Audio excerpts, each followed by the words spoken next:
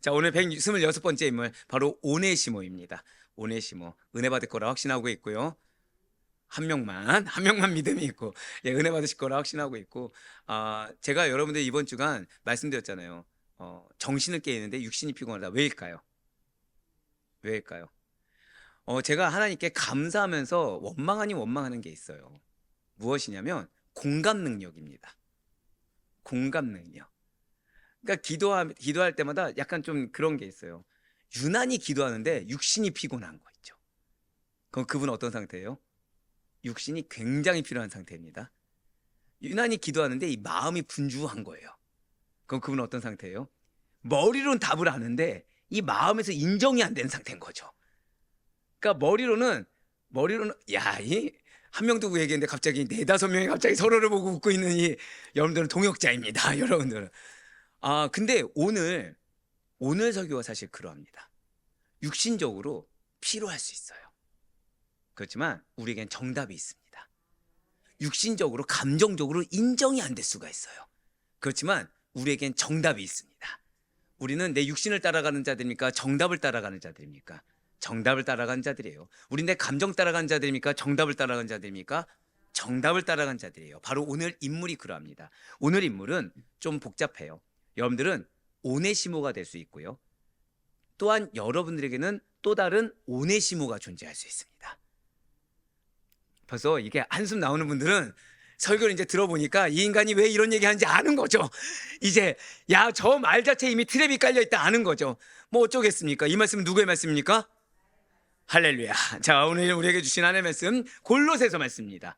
예, 다들 빌레몬이라 생각했겠지만 골로새서 4장 9절 말씀. 전 이럴 때 상당히 기쁨이 있죠. 예, 다들 빌레몬을 준비했는데 갑자기 황급하게 골로새서를 찾는 이 모습 아주 좋습니다. 골로새 4장 9절 말씀 시작장경 327면에 있는 말씀이 되겠습니다. 말씀을 찾으시면서 저는 오늘 여러분들 불 받길 원하고 있어요. 진짜로요. 이거 약간만 올려주세요. 왜냐면은 제가 그 에너지 드링크 같은 걸 잘 못 먹습니다. 비타민제 잘 못 먹어요. 왜냐면 먹으면은 그냥 바로 화장실 갑니다. 바로 그대로 나와요. 근데 전 올라오기 전에 지금 뭘 먹고 왔을까요? 예. 브랜드를 얘기할 수는 없고 주황색 에너지 드링크를 딱 먹고 올라온 거죠. 왜일까요? 활활 불태우려고. 예. 활활 불태우려고. 예. 일단 성령은 충만합니다. 근데 육신이 연약하면 안 되잖아요. 육신도 어떤 상태로요? 활활 불태우려고. 어때? 불 받을 준비 되셨죠? 색깔이 무슨 색깔입니까? 예, 감사합니다. 자, 9절 말씀. 자, 시작부터 우리 한번 힘차게 달려봐야죠. 자, 9절 말씀. 자, 우리 한 목소리 합독하시겠습니다. 시작. 신실하고 사랑을 받는 형제 오네시모를 함께 보내노니 그는 너희에게서 온 사람이라 그들이 여기 일을 다 너희에게 알려주리라. 아멘. 네, 그렇습니다. 오늘은 주인공이 누구입니까? 오네시모입니다. 자, 솔직히 골로새서에 오네시모 나온 거 아셨습니까? 모르셨습니까? 예, 정직한 여러분들을 사랑합니다. 예, 사실 오네시모 굉장히 중요한 인물이에요. 우리가 잘 모르지만 오네시모는 그냥 빌레몬에 멈춰 있는 자가 아닙니다. 자, 그럼 좋습니다. 여러분들 아는 오네시모 어떤 인물입니까? 오네시모. 오네시모 하면 뭐가 생각나시나요? 노예, 또 빌레몬, 또 이런 말이 굉장히 교묘한 말이죠. 이런 말이 교묘한 말이에요. 이제 여기서 좀 더 나가면 뭐가 나오죠? 회개 나오고, 또 뭐가 나오죠? 십자가 나오고, 또 뭐가 나오죠? 믿음 나오고. 네, 다들 똑똑해지셨어요. 예, 사실 올레몬이라고 해봤는데요. 네, 당황할 때 나오는 혀가 꼬임. 오네시모 하면은 벌써 이렇게 노예, 빌레몬, 사도 바울 나올 정도로 오네시모는 사실 빌레몬과 그리고 사도 바울과 굉장히 연관되어서 잘 알려진 인물입니다. 그런데 정작 오네시모는 어떤 인물입니까? 라고 하는 질문에 지금 정도 대답 외에는 잘 나오지 않는다는 거예요. 그러니까 좀 성경을 읽은 분들이라고 하면은 노예 정도 나오고 빌레몬 정도 나오고 사도 바울 정도 나온다는 거죠. 그런데 사실 오네시모는 여러분들 혹시 지난 한 주간 여러분들 삶 가운데 후회되는 시간들 있으셨습니까? 혹시 후회? 왜 그런 거 있잖아요. 내가 이 시간을 좀 이렇게 보낼 걸. 내가 이 말을 하지 말 걸. 나 좀 이런 행동 하지 말 걸. 왜 그런 후회되는 시간이 있습니까? 그럼 그 시간은 무익한 시간입니까? 유익한 시간입니까? 솔직하게. 무익하다 생각합니까? 유익하다 생각합니까? 우리는 후회가 뭐죠? 유익하지 않기 때문에 후회하는 거죠. 후회라는 것은 내 인생에 후회라는 것은 나도 모르게 그 시간은 무익하다라고 생각을 하는 거예요. 근데 그런 시간을 갖고 있는 우리, 결국 나는 지금 나 자신에 대해서 만족하는 겁니까? 불만족스러운 겁니까? 불만족스럽죠. 근데 문제는 나 자신에게 불만족스러운 건 그럴 수 있어요. 근데 문제는 내 남편 이러지지 말지, 내 아내 이러지지 말지, 우리 부모님 이러지 말지, 내 자녀 꼭 굳이 이렇게까지 해야 돼, 이러지 말지라는 생각하실 때 있습니까? 없습니까? 있다는 거예요. 절대 고백하실게요. 나에게는 무익한 환경이 존재합니다. 예, 맞아요. 나에게는 무익하다고 여겨지는, 정확히는 그렇게 생각되는 사람과 환경이 존재한다는 거예요. 시간도 그러합니다. 여건도 그러하죠. 그 다음에 어떤 플레이스, 공간도 역시 그렇게 여겨질 수가 있다는 거예요. 하다못해 누구까지? 가족까지도 나는 만족하지 못하는 겁니다. 그런데 그런 우리들, 결국 나는 지금 자족하는 인물입니까? 사실은 자족하지 못하는 겁니까?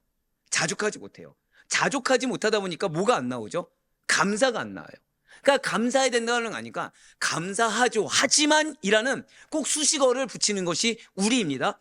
그런 우리에게 이 오네시모는 너무나도 중요한 인물이 된다는 거예요. 한번 고백하실게요. 나는 솔직히 불만족스럽습니다. 맞아요. 아멘이 나왔어요. 이럴 때 보시면 안 됩니다. 누가 웃었는지를 보시면 안 돼요. 왜요? 우린 다 똑같거든요. 예, 맞아요. 나는 사실 불만족스럽습니다. 그러니까 나는 지금 감사해요, 감사하지 않아요? 감사하지 않아요, 사실은. 감사하지 않아요. 만족하지 않는다는 거죠. 감사하지 않습니다. 근데 그런 우리에게 너무 실제적으로 적용되는 중요한 인물이 누구라는 거예요? 오네시모라는 겁니다. 우리는 오네시모 하면 용서를 생각합니다. 무조건. 그렇죠? 빌레몬이 용서해서, 노예에서 뭐가 되었어요? 자유민이 되었다. 그냥 요 정도가 다라는 거예요. 근데 그렇지 않습니다. 고백하실게요. 무익이 유익이 됩니다. 바로 그거예요. 즉 내가 불만족스럽게 여겨지는 무익함, 불만족스럽게 여겨지는 그 어떠한 요소들이 사실은 뭐예요? 유익이 된다는 것을 너무나도 잘 보여주는 좋은 본이자 도전이 되는 인물이요. 또한 교회 전승에서, 교회 전승, 즉 교회 역사를 봐야지 알 수 있는 매우 중요한 인물이 이 오네시모라는 거죠. 네, 맞습니다. 분명히 노예라는 신분을 뛰어넘어서 그냥 비단 자유민, 아니 사도 바울의 신실한 형제가 된 오네시모입니다. 이런 오네시모는 무익한 우리가, 사실 말이 좋아서 불만족이라고 하지만 지금 그러면 나는 외식하는 자입니까? 나는 신실한 자입니까? 우린 솔직히 말씀드릴까요? 외식을 하고 있다는 거죠. 감사한 척해요. 만족한 척해요. 믿음 있는 척합니다. 오히려 비전 있고 소망 있는 척합니다. 하지만 내 마음은 어떻죠? 수도 없이 전쟁터라는 거예요. 수도 없이 전쟁이고 수도 없이 정죄를 합니다. 마음속은 평온하지 않아요. 한번 여쭤볼까요? 여러분들 지난 한 주간 평온했던 날들 한 어느 정도 되십니까? 자, 월요일 날 어떻게 평온한 사람? 화요일은 하루 종일 평온했다. 하루 종일 천국을 맛봤다. 수요일은요? 목요일은요? 오늘 금철 저는요? 자, 아이러니하죠. 절대 고백하실게요. 내 안에 성령님이 계십니다. 근데 아이러니하죠. 성령님이 계시는데 난 지금 하나님과 함께 하는데 천국을 경험하셨습니까? 아니면 전쟁을 경험하셨습니까? 뭐 대답도 안 하세요. 지금 전쟁을 다 경험하셨으면서. 말로는 아니라고 하지만 이 마음에 뭐가 있죠? 메말라 있어요. 메말라 있어요. 품지 못하고 있는 겁니다. 누군가를 품고 환경을 품고 하는 것이 나에게 비전과 희망이 되는 것이 아니라 사실은 외식을 하고 있다는 거죠. 예, 우리의 솔직한 고백이죠. 평온하지 못한 거예요. 평온하지 못한 거예요.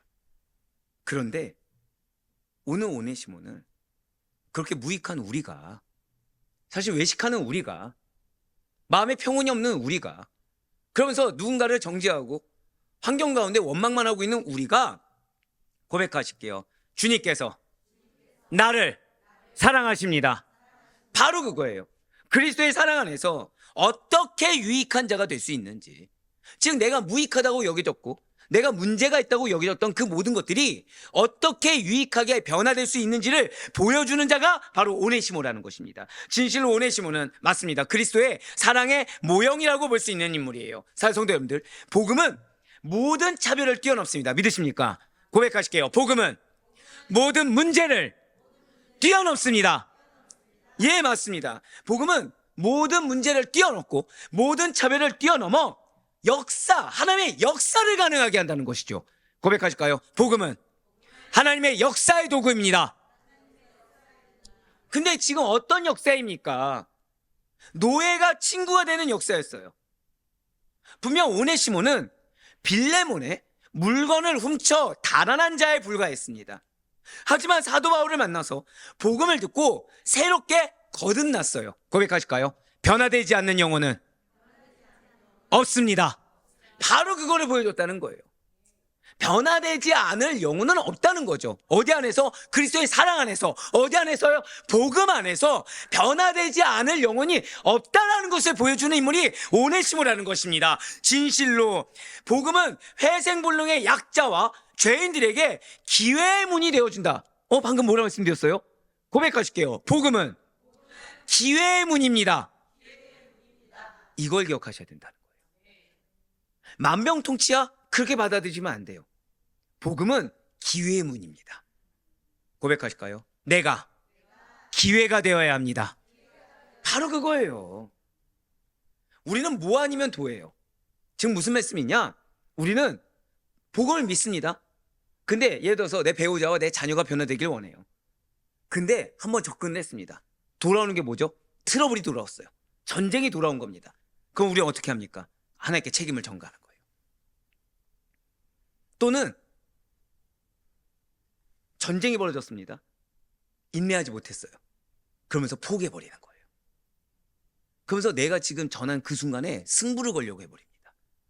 근데 하나님께서 이미 말씀하셨죠. 한 번 더 고백하실까요? 때가 참해.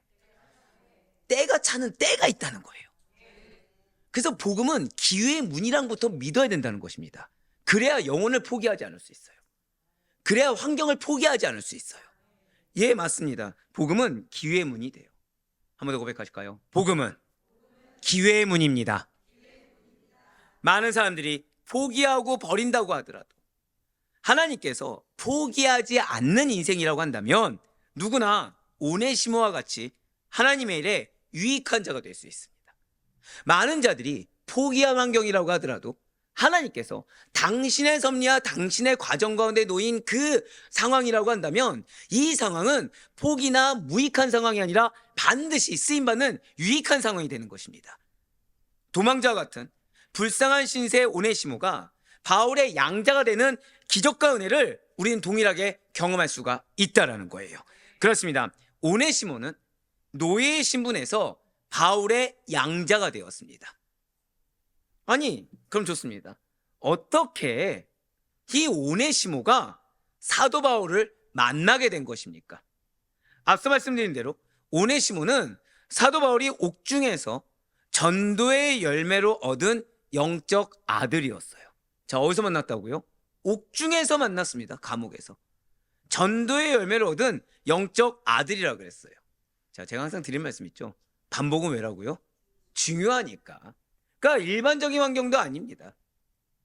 일반적인 환경에서 만난 것도 아니고 특수한 상황에서 만났고, 그런데 특수한 상황에서 만났음에도 불구하고 지금 사도 바울은 오네시모를 뭐라 불렀다고요?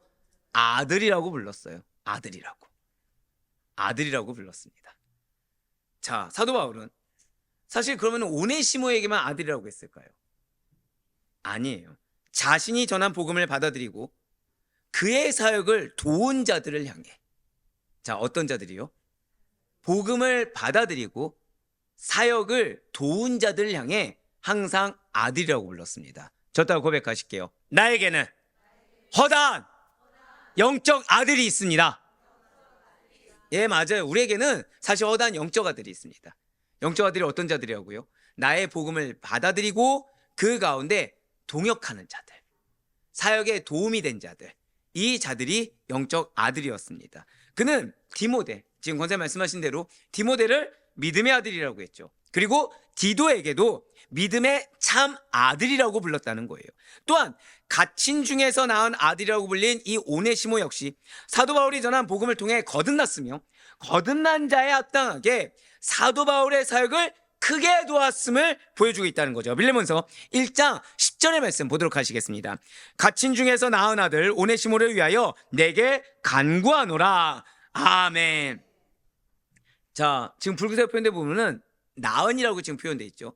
여기서 나타라는 의미로 번역된 헬라어는 에겐네사라고 합니다. 에겐네사라고 해요. 근데 이 에겐네사의 원형은 겟나오라고 해요. 겟나오. 겟나오 이건 시험에 안 나옵니다. 숙제도 안 낼 거예요. 예. 내면은 당장 저와 같이 손잡고 총신 가셔야죠. 자, 근데 이게 왜 중요하냐면 이 나타라는 것은 겟나오라는 것은 새로운 존재로 태어나다. 새로운 존재로 태어남을 의미하는 단어인데 지금 이 경우에 갇힌 중에서 낳은 이것은 뭐냐? 오네시모의 존재 자체가 변화되었음을 나타내는 표현으로 사용되었다는 거예요. 그냥 단순히 내 복음을 받아들였어, 단순히 내 일 좀 도왔어 정도가 아니라 고백하실게요. 존재 자체가 변화되었습니다. 지금 그것을 나타내는 표현으로 사용했다는 거죠. 그렇습니다. 여러분들 그걸 기억하셔야 돼요. 하나님이 여러분들에게 영혼을 붙여주셨습니다. 아멘 안 나올 줄 알았어요. 저희 집에서도 아멘이 안 나오더라고요. 왜냐면 여기서부터 지금 벌써 감욕이 시작한 거예요. 근데 그 붙여준 영혼들은 그냥 단순히 여러분들 따라 교회 나오기 위해서 붙여준 영혼이 아니에요. 자, 방금 뭐라 말씀드렸어요? 그냥 내 손 붙잡고 교회 나오라고 붙여준 인물이 아닙니다. 고백하실게요. 겟나오. 그러라고 붙여주신 거예요. 한번 더 고백하실까요? 나로 인해 인생이 변화될 자들을 붙여주셨습니다. 바로 그거예요. 인생이 변화될 자들. 인생이 변화될 자들을 붙여주셨다는 거죠. 그러니까 여러분들에게 붙여준 영혼을 바라보는 포커스가 바뀌어야 된다는 거예요. 우리는 때로는 그냥 내 남편, 내 아내 또는 내 자녀가 교회 한번 나왔으면 좋겠다 생각합니다. 교회 한번 나오면 되나요? 여러분들 됩니까? 여러분들 어떻게 예배 한번 드리면 천지개벽 하십니까? 솔직히 말씀드리면 여러분들 말씀의 은혜 받으시죠? 그쵸? 예, 목사 앞에서 이렇게 하면 받는다고 얘기하셔야죠. 안 하면 지금 오늘부터 힘들어지거든요. 예, 은혜를 받으세요. 그래서 은혜 받아서 여러분들 어떻게 인생이 바뀌십니까? 막 천지가 개벽하세요? 거짓말쟁이. 아니, 나도 안 바뀌는데 나는 정작 내 자녀를 보고 내 배우자를 보면 뭘 바라는 거예요? 천지개벽하길 바란다는 거예요. 한 번 더 고백하실게요. 복음은 기회의 문입니다. 이제 좀 의미가 이해되시죠? 기회의 문인데 그 기회를 통해서 접하게 되고 나를 통해서 점진적으로 인생이 변화되게 하나님께서 예정하셨는데 나는 한 번의 승부를 걸고 싶어 한다는 거예요. 왜죠? 고생하기 싫거든요. 희생하기 싫거든요. 더불어서 왜죠? 내 남편이, 내 아내가 지금까지 나에게 보여준 모습이 있는 거예요. 내 자녀가 나에게 보여준 모습이 있는 거예요. 기대가 됩니까? 안 됩니까? 솔직히 안 되는 거죠. 인생 자체가 변화될 거에 대한 기대가 안 되고 이만큼이라도 변화됐으면 좋겠다라는 나의 바람만 남은 거예요. 여러분들 다음 주에 새벽에 나오겠지만 못됐죠. 새벽기도 드리란 얘기입니다. 네, 다음 주 새벽에 나오겠지만 내 바램과 하나님의 비전은 다릅니다. 내 바램과 하나님의 소망은 달라요. 어느 쪽이 더 클까요? 하나님의 비전과 소망이 더 큽니다. 그런데 나는 그걸 원치 않는 거예요. 왜죠? 십자가 지기 싫거든요. 십자가 지기 싫은 거예요. 지금까지도 충분히 고생을 했는데 더 고생할 것만 생각하는 거죠. 이렇게 생각하셔야 돼요. 변화되지 않잖아요. 평생이 고생입니다. 근데 변화는 누가 시키시죠? 제가 오늘 새벽, 제가 이번 주가 우리 오 목사님 설교에 아주 큰 은혜를 받고 있어요, 지금. 근데 오늘 말씀에 또 나온 게 그거예요. 사람을 변화시키는 것은 내가 아닙니다. 하나님이 변화시키시죠. 근데 오늘 아주 핵심적인 말씀을 줬어요. 무엇을 변화시키죠? 고백하실게요. 말씀. 그래서 제일 먼저 전제가 무엇이 돼야 되냐? 내가 말씀을 하나님의 말씀으로 받아야 돼요. 그래서 말씀의 절대성을 가지고 이 말씀에 순종하는 거에 대한 여부를 내가 판단해서는 된다는 거죠. 그래서 오늘 묵도할 때 사유하심이 누구에게 있다고요? 사유하심이 무엇입니까? 역시 센스 있는 분들 고백하실게요. 생각하고 판단하는 것은 하나님께 있습니다. 사유하심이 그 뜻이에요. 생각하고 판단하는 거. 그건 하나님께 있는 거거든요. 결국 말씀을 주신 것이 무엇입니까? 하나님이 당신의 의지를 담아서 주신 거예요. 왜요? 우리를 통해서 그들을 낫게 하시기 위해, 그들을 겟나워하시기 위해, 즉 그들의 인생 자체, 존재 자체를 변화시키기 위해 말씀을 주신 거예요. 자, 말씀 왜 주셨다고요? 고백하실게요. 영혼 자체를 변화시키기 위해, 영혼 자체를 변화시키기 위해 주신 말씀이라는 거죠. 그러면 그 통로가 지금 누구입니까? 나라는 거예요. 여러분들이 먼저 체험받아야 되는 이유, 여러분들이 먼저 은혜 받아야 되는 이유, 거기에 더해서 고백하실까요? 아멘. 아멘이 뭐라고 말씀드렸죠? 괜찮아요. 여러분들은 말씀을 실천할 뿐이에요. 저는 새벽에 그렇게 얘기한 적이 없습니다. 네, 의지를 선포하고 결단하며, 그러니까 결단의 선포를 해서 의지를 갖고 선포해서 적용하여 실천하는 거. 이게 아멘입니다. 이게. 결국 아멘은 믿습니다? 아니요, 죄송하지만 거기서 끝나지 않아요. 원어에서 아멘은 내가 이 말씀을 믿고 하나님의 뜻이 이루어질 것을 선포하며, 누굴 통해서? 나의 실천을 통해서, 나의 순종을 통해서 이루어질 것을 믿습니다. 그거예요. 그러니까 이 아멘은 뭐가 포함됩니까? 나의 실천이 포함되는 거죠. 나의 삶이 포함되는 거예요. 그 아멘을 통해서 나에게 붙여준 오네시모 존재 자체가 변화되는 겁니다. 그 아멘을 통해서 나에게 붙여준 오네시모라는 환경, 그 존재 자체가 변화되게 된다는 거예요. 그러니 우리가 힘든 거죠. 그래 우리가 하나님께 떠맡기고 싶거나 모른 척하고 싶거나, 그런데 하나님은 지금 약속해 주고 계신 거예요. 여러분들에게 붙여준 그 영혼이 비록 여러분들에게 20-30년의 고통을 안겨줬을지언정, 여러분들 봤을 때 변화될 힘이 전혀 없어 보일지언정 고백하실까요? 그가 나의 오네시모입니다. 예, 그걸 알려주길 원하시는 거예요. 내가 경험한 그 삶이 아니라 하나님의 말씀을 기인해서 반드시 말씀에 순종하는 여러분들 통해 그들은 여러분들의 영적 아들이 될 것입니다. 괜찮아요. 아멘 적게 나와도 이따간 아멘 나올 거예요. 그래서 그들은 존재 자체가 변화될 것을 믿으셔야 된다는 거예요. 분명 이전에 오네시모는 죄를 짓고 도망친 노예에 불과했습니다. 그러나 이제는 모든 과거로부터 변화되어서 새로운 존재, 그러니까 이전의 모습이 전혀 생각나지 않는 새로운 존재가 되었음을 보여주고 있다는 거예요. 바로 여기서 사도 바울이 오네시모에 대해 사용한, 고백하실게요, 아들. 이 아들에서의 개념이 매우 중요해요. 이게 중요합니다. 왜냐하면 당시에 신비주의자들, 그러니까 이단이죠.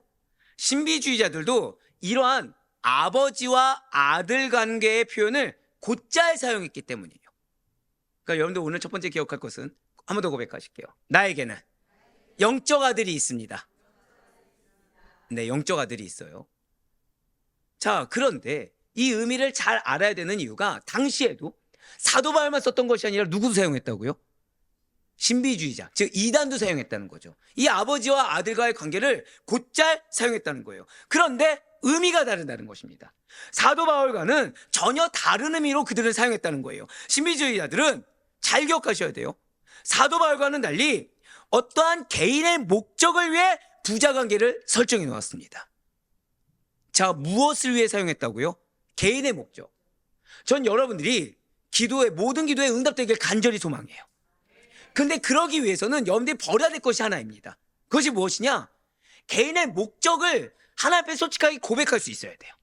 이건 내 개인의 마음입니다. 이건 내 개인의 상처입니다. 이건 내 개인의 집착입니다. 이건 내 개인의 니즈입니다라고 솔직하게 고백하는 게 응답에 빠른 지름길입니다. 앞서 말씀드렸죠. 우리 어떻게 하고 있다고요? 외식하고 있다. 하나님의 거룩한 척해요. 숨깁니다. 근데 내 마음 누가 감찰하십니까? 하나님께서 감찰하시죠. 그러니까 예를 들어서 어떤 영혼이 변화되길 원해요. 거룩하고 순수한 이유도 있을 수 있지만 이 변화의 이유 중에 하나는 뭐죠? 내가 받은 상처에 대한 보상을 원하는 거예요. 내가 이렇게 상처받았으니까 내 배우자가 변화되면 나에게 어떻게 구는 거예요? 갑자기 나에게 회개하고 나에게 미안하다고 나를 존중하고 내 자녀가 내 속을 썩였어요. 교회 나와서 변화됩니다. 그럼 누구 말을 듣기를 원하는 거예요? 부모 말을 듣기를 원하고. 다 각자의 개인의 목적이 있다는 거죠. 그걸 솔직하게 고백할 수 있어야 된다는 것입니다. 왜요?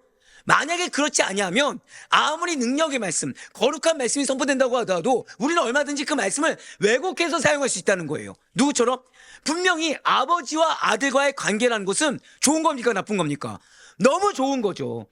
근데 아무리 좋은 것이 있다고 하더라도 신비주의자들, 이단은 개인의 목적을 위해서 악용했다는 거예요. 고백하실게요. 말씀을 악용해서는 안 됩니다. 맞아요. 분명히 사도 바울은 너무 좋은 의미로, 이제 뒤에 나오겠지만 좋은 의미로 영적 아들, 부자 관계를 이야기했습니다. 그런데 자, 한번 여쭤볼게요. 가족은 나를 위해 존재합니까? 내가 가족을 위해 존재합니까? 그쵸? 우린 신명기 말씀을 통해서 들었어요. 신명기 말씀을 통해서 사회생활 규례할 때 사회생활의 가장 작은 단위가 어디라고 했습니까? 가족이라고 했죠. 이제 나 새벽 예배 드렸습니다라고 증명해 주셨어요. 자, 그러면 가정에서 첫 번째가 무엇이었죠? 부모 공경이었어요. 두 번째가 무엇이었죠? 자녀 양육. 세 번째가 무엇이었습니까? 아니죠. 이게 우리 현실입니다. 고백하실게요. 배우자를 존중하라. 기가 막힙니다. 예. 되게 놀라운 거 알려드릴까요? 제가 지금 이거를 우리 교회에서만 얘기했을까요? 아니면 누군가를 양육하는데 또 썼을까요? 누군가를 양육하는데 썼습니다. 그 친구가 머리가 좋아요. 그래 물어봤어요. 그래. 그러면은 가정 공동체에서 제일 먼저 우선되는 게 뭐야? 자신 있게 부모 공경 나옵니다. 두 번째 자녀 양육 나옵니다. 세 번째 뭐라고 했을까요? 이웃사랑. 배우자를 죽어라고 존중하지 않는 거죠. 배우자는 지금 존중될 존재가 아니라 어떤 존재예요? 나를 존중해야 될 존재. 자, 그럼 지금 나는 나도 모르는 사이에 내 마음으로 말씀을 악용하는 겁니까? 아니면 말씀을 제대로 적용하는 겁니까? 여러분들 모른 척하는 것 자체가 악용입니다. 모른 척하는 것 자체가 악용이에요. 그러니까 내 입장에서 부모 공경할 수 있습니까? 없습니까? 해야죠. 근데 여기서 좋아요. 아내분들. 친정 부모님 우선입니까? 시부모님 우선입니까? 이미 이 침묵이 끝난 거예요. 이미 이 침묵이 끝난 거죠. 뭐 괜찮습니다. 그럼 남편분들, 예, 본가가 우선입니까? 처가가 우선입니까? 예, 여러분들은 동역자십니다. 그러니까 이거예요, 이거. 고백하실게요. 나는 얼마든지 악용할 수 있습니다. 얼마든지 악용할 수 있다는 거예요. 얼마든지. 근데 지금 잘 보세요. 사도 바울이 부자 관계를 얘기했어요. 근데 신비주의자들도 악용했다는 겁니다. 왜요? 개인의 목적을 위해. 여러분들 정말 응답받기를 원한다고 한다면 내 기도가 솔직하게 하나님 앞에 개인의 목적을 위한 기도인지, 아니면 정말 하나님의 비전에 따라 순종하기 위한 기도인지를 인정할 수 있어야 돼요. 분별도 아니죠. 여러분들 모르지 않아요. 인정할 수 있어야 됩니다. 그리고 빨리 회개할 거 회개하고, 안 되는 거 솔직히 고백하는 게 응답의 빠른 지름길입니다. 아무리 감춰두고 괜찮은 척 거룩한 척 해봤자 하나님은 우리 가운데 뭐만 보세요? 더러운 것만 보시는 거죠. 아니 너 마음에 상처가 있어서 그 상처 보상받기 원하면서 왜 그렇게 기도해라고 계속 질문하시는 거예요. 그러니까 무슨 문제가 생깁니까? 이걸 인정할 수밖에 없는 환경만 생기는 거예요.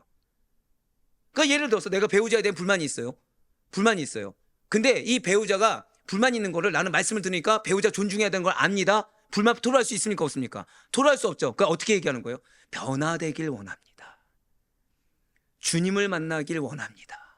신앙이 생기길 원합니다. 그러면서 마음속으로는 신앙 생길 일이 있다 없다? 이 사람 변화되려면 한참 멀었다. 그러니까 무슨 일만 생기는 거예요? 계속 배우자만 싸우는 일만 생기는 거예요. 왜 싸우는 일이 생기죠? 그 방법으로는 안 된다는 걸 깨닫게 하기 위해서. 그러니까 내가 진짜 배우자가 변화되길 원하잖아요. 말씀을 그대로 받아들이셔야 돼요.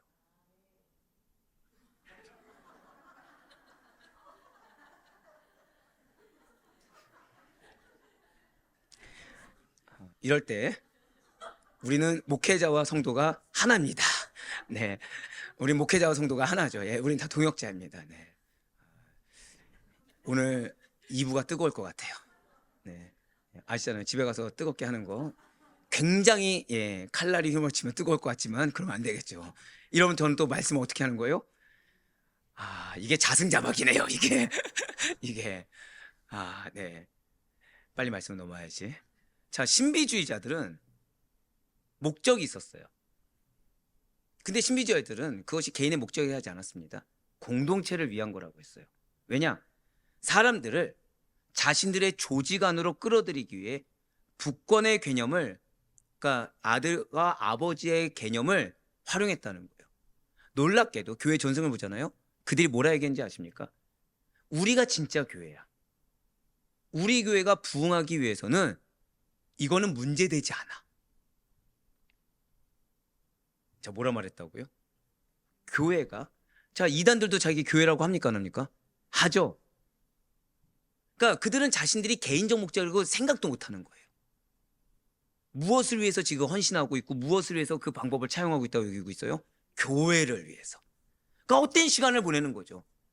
그런데 이렇게 다른 목적을 가졌던 신비주의자들, 그러면서 인정하지 않고 깨닫지 않고 계속해서 잘못을 저지르고 악용하고 있던 신비주의자들과는 달리 사도 바울은 랍비 문헌이나 쿰란 문헌에서 나오는 것과 같이 학생에 대한 영적 아버지인 교사와의 관계를 의미하는 뜻에서, 자, 고백하실까요? 아버지는 선생입니다. 바로 그거예요. 실제 랍비 문헌이나 쿰란 문헌에서도 학생을 아들로 부릅니다.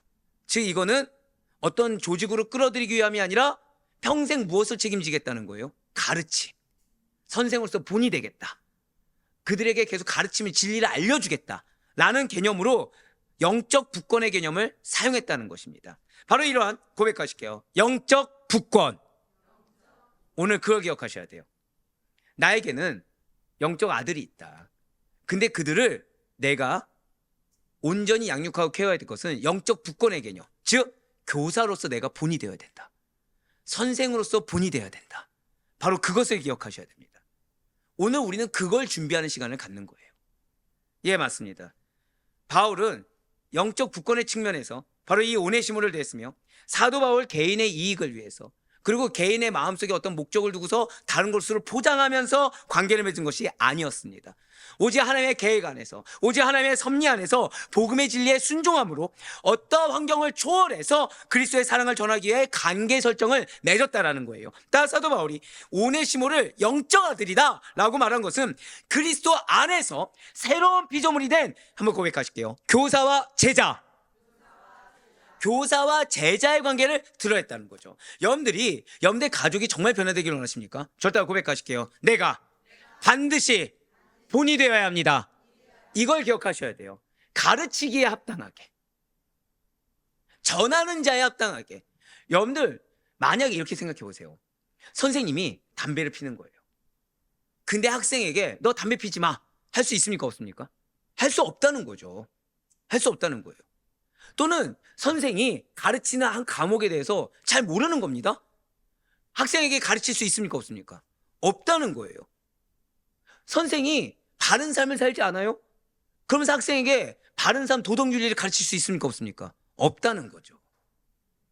없다는 거예요. 내가 먼저 본이 돼야 된다는 것입니다. 그러기 위해서는 무엇이 필요하다? 첫 번째로는 나에게 영적 아들이다. 내가 반드시 교사와 제자의 관계로서 본이 되어야 되는 영적 아들이다. 이거를 우리는 반드시 먼저 알아야 된다는 것입니다. 영적 아들로서 말씀을 악용하면 안 되는구나, 내가 본이 되어야 되는구나, 이걸 기억하셔야 된다는 거예요. 그렇습니다. 사도 바울은 오네시모의 어떠한 개인적 장점이나 효용 가치가 있기 때문에 아들로 삼은 것이 아니에요. 자, 방금 뭐라 말씀드렸어요? 오네시모가 사도 바울에게 어떤 쓸모가 있어서 아들로 삼은 것이 아니라는 거예요. 여러분들 잘 아시다시피 사도 바울을 만나기 전에 오네시모는 어떤 위치였습니까? 그저 노예에 불과했어요. 1세기 골로새 지방에 살고 있었던 빌레몬 가정에 속한 노예가 바로 오네시모의 현재적 위치였습니다. 그렇기 때문에 오네시모는 뭐에 적합하죠? 그 말 그대로 노예로 부리기에 적합한 인물이지 사도 바울의 형제이자 선교사적 사명을 가진 자에 적합한 자가 눈으로 봤을 때는 아니었다라는 것입니다. 예, 맞습니다. 오네시모가 그러면 하나님의 일과 선교사역에 책임을 다할 자, 근데 그냥 책임도 아니에요. 중요한 책임을 다할 자로서, 즉 이것이 무슨 뜻입니까? 리더로서의 효용가치나 리더로서의 가능성이 있었던 것입니까? 절대 아니라는 거죠. 절대 아닙니다. 제가 누군가를 하나님의 마음을 주실 때 리더에 합당한 자세를 보기 위해서 제일 먼저 하는 게 있습니다. 무엇을 할까요? 무엇을 할까요? 세상적인 무언가를 안 봅니다. 세상적인 무언가를. 그러니까 뭐 학벌이든 뭐 집안 가문이든 이걸 안 봅니다. 그냥 기도 가운데 확신 주시는 거, 기도 가운데 비전 주시는 거. 자, 이게 중요해요. 저는 한번 고백하실까요? 리더는 반드시 비전이 있어야 합니다. 예, 이게 중요해요. 즉 저희가 이제 임직을 하잖아요. 임직에서 가장 중요한 것이 무엇일까요? 그냥 나이가 되니까 임직받는 거 아닙니다. 어느 정도 헌신도가 있으니까 임직받는 거 아닙니다. 비전이 있어야 돼요. 즉 임직받는 분들에 대한 포지셔닝이 확실해야 됩니다.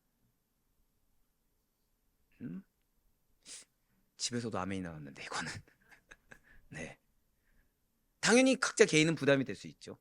근데 중요한 거는 내가 부담되는 것이 중요한 것이 아니라 부르신 이가 누구시죠? 하나님이세요. 쓰신 이가 누구십니까? 하나님이시죠. 자, 부르신 이도 하나님, 쓰신 이도 하나님.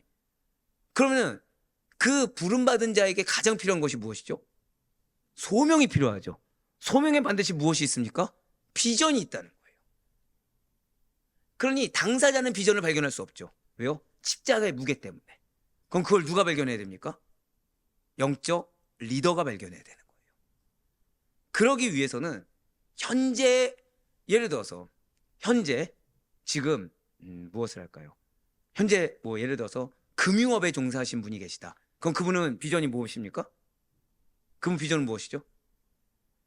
이 눈치가 빨라지셨어요. 네? 동작구입니까? 와, 제가 전혀 예상하지 못한 답이 나왔어요. 자, 보통은 여러분들 이게 지금 사뭇 당혹스럽네요 지금. 와, 축복이 있을지어다. 네네네. 왠지 이쪽에서 나왔어야 되는데 이쪽에서 나와가지고 지금. 자, 보통은 금융업에 종사하면 다 어디를 맡아야 된다고 생각하죠? 재정부입니다. 그러면 안 된다는 거예요. 그러면 안 된다는 거예요. 비전은 다릅니다. 그걸 증명하는 인물이 바로 오네시모예요. 맞습니다. 오네시모는 리더로서 효용가치 없습니다. 죄송하지만. 여러분들 선교를 나갈 때 뭐가 필요하죠? 뭐가 필요합니까? 기적. 비전이요. 예, 비전이요. 예, 비전 필요하죠. 그냥 현실적으로요.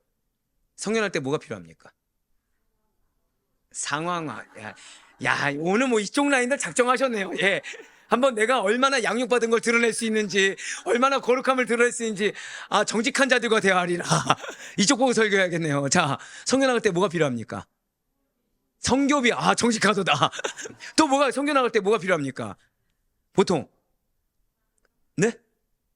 인원. 그쵸. 또, 예, 인원. 네, 또 뭐가 필요합니까? 성교 나갈 때 그냥 보통 생각하는 거예요. 동역자. 이쪽으로 안 넘어갈 수가 없네. 뭐가 필요합니까? 네, 한번 들어보죠. 예, 뭐가 필요합니까? 성교 나갈 때. 네. 구원론? 네네. 구원. 예, 돈. 네, 말씀하세요, 그냥. 예. 이쪽으로 옮기세요. 예. 이쪽 라인은 어울리지 않습니다. 예, 이쪽 라인은 어울리지 않아요. 예. 이쪽 라인은 지극히 현실적인 분들. 예, 네. 자, 뭐가 필요하죠? 성교 나갈 때? 언어. 그쵸. 그러니까 뭐 어떤 재능이라든지 어떤 기능이라든지 돈, 은사 이런 게 필요하다고 생각하잖아요. 그게 아니라는 걸 보여주는 인물이 오네시모라는 거예요. 그럼 지금 거룩하게 나왔잖아요. 뭐 비전, 사명감. 죄송하지만 그것도 없을 수 있어요. 자, 뭐라 말씀드렸어요?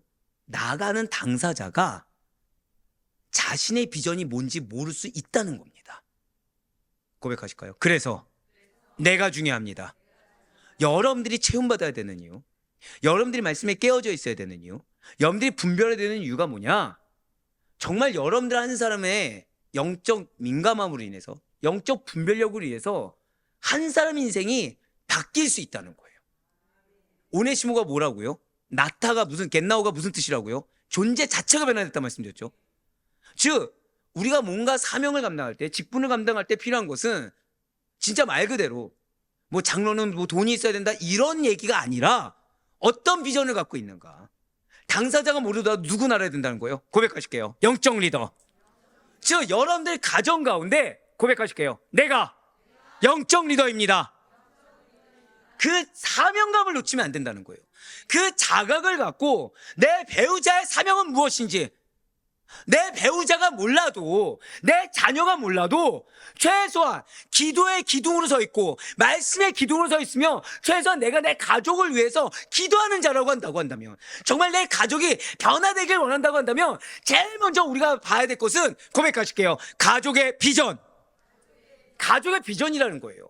내 개인적으로 이렇게 변화됐으면 좋겠다, 나의 어떤 목적이 아니라 하나님의 비전은 무엇인가, 하나님의 뜻은 무엇인가, 하나님이 내 남편을 통해, 내 아내를 통해, 내 부모를 통해, 내 자녀를 통해 무엇을 이루길 원하신가, 그거를 내가 확신 갖지 않으면 아무리 말씀이 주어져도 우리는 그 상황에 따라서 말씀이 팀해지거나 말씀을 얼마든지 왜곡할 수 있다는 거죠. 예, 맞습니다. 오네시모요, 리더로서의 형같이 절대 없습니다. 적어도 복음을 전하기 위해서는, 게다가 한 지역을 이끌고 공동체를 이끌기 위해서는 기본적으로 학문적인 소양, 왜 다른 지역이니까 언어가 필요하죠. 학문적인 소양과 기본적인 지적 배경 지식이 있어야 리더의 위치에 설만 합니다. 그래야 조직을 체계적으로 운영해 나갈 수 있지 않겠습니까? 라고 우리는 그렇게 생각한다는 거예요. 라고 우리는 그렇게 생각한다는 거죠. 리더를 세우기 위해서 뭐가 필요하다고 생각한다고요? 그래도 최소한 어느 정도 학문적 소양이 필요하지. 어느 정도 백그라운드가 필요하지.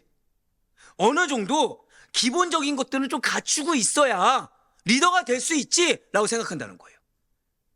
그러니 지금 내가 내 배우자를 바라봤을 때, 내 자녀를 바라봤을 때 가능성이 보이는 것이 아니라 맨날 뭐만 보여요? 부족함만 보이는 거예요, 매번.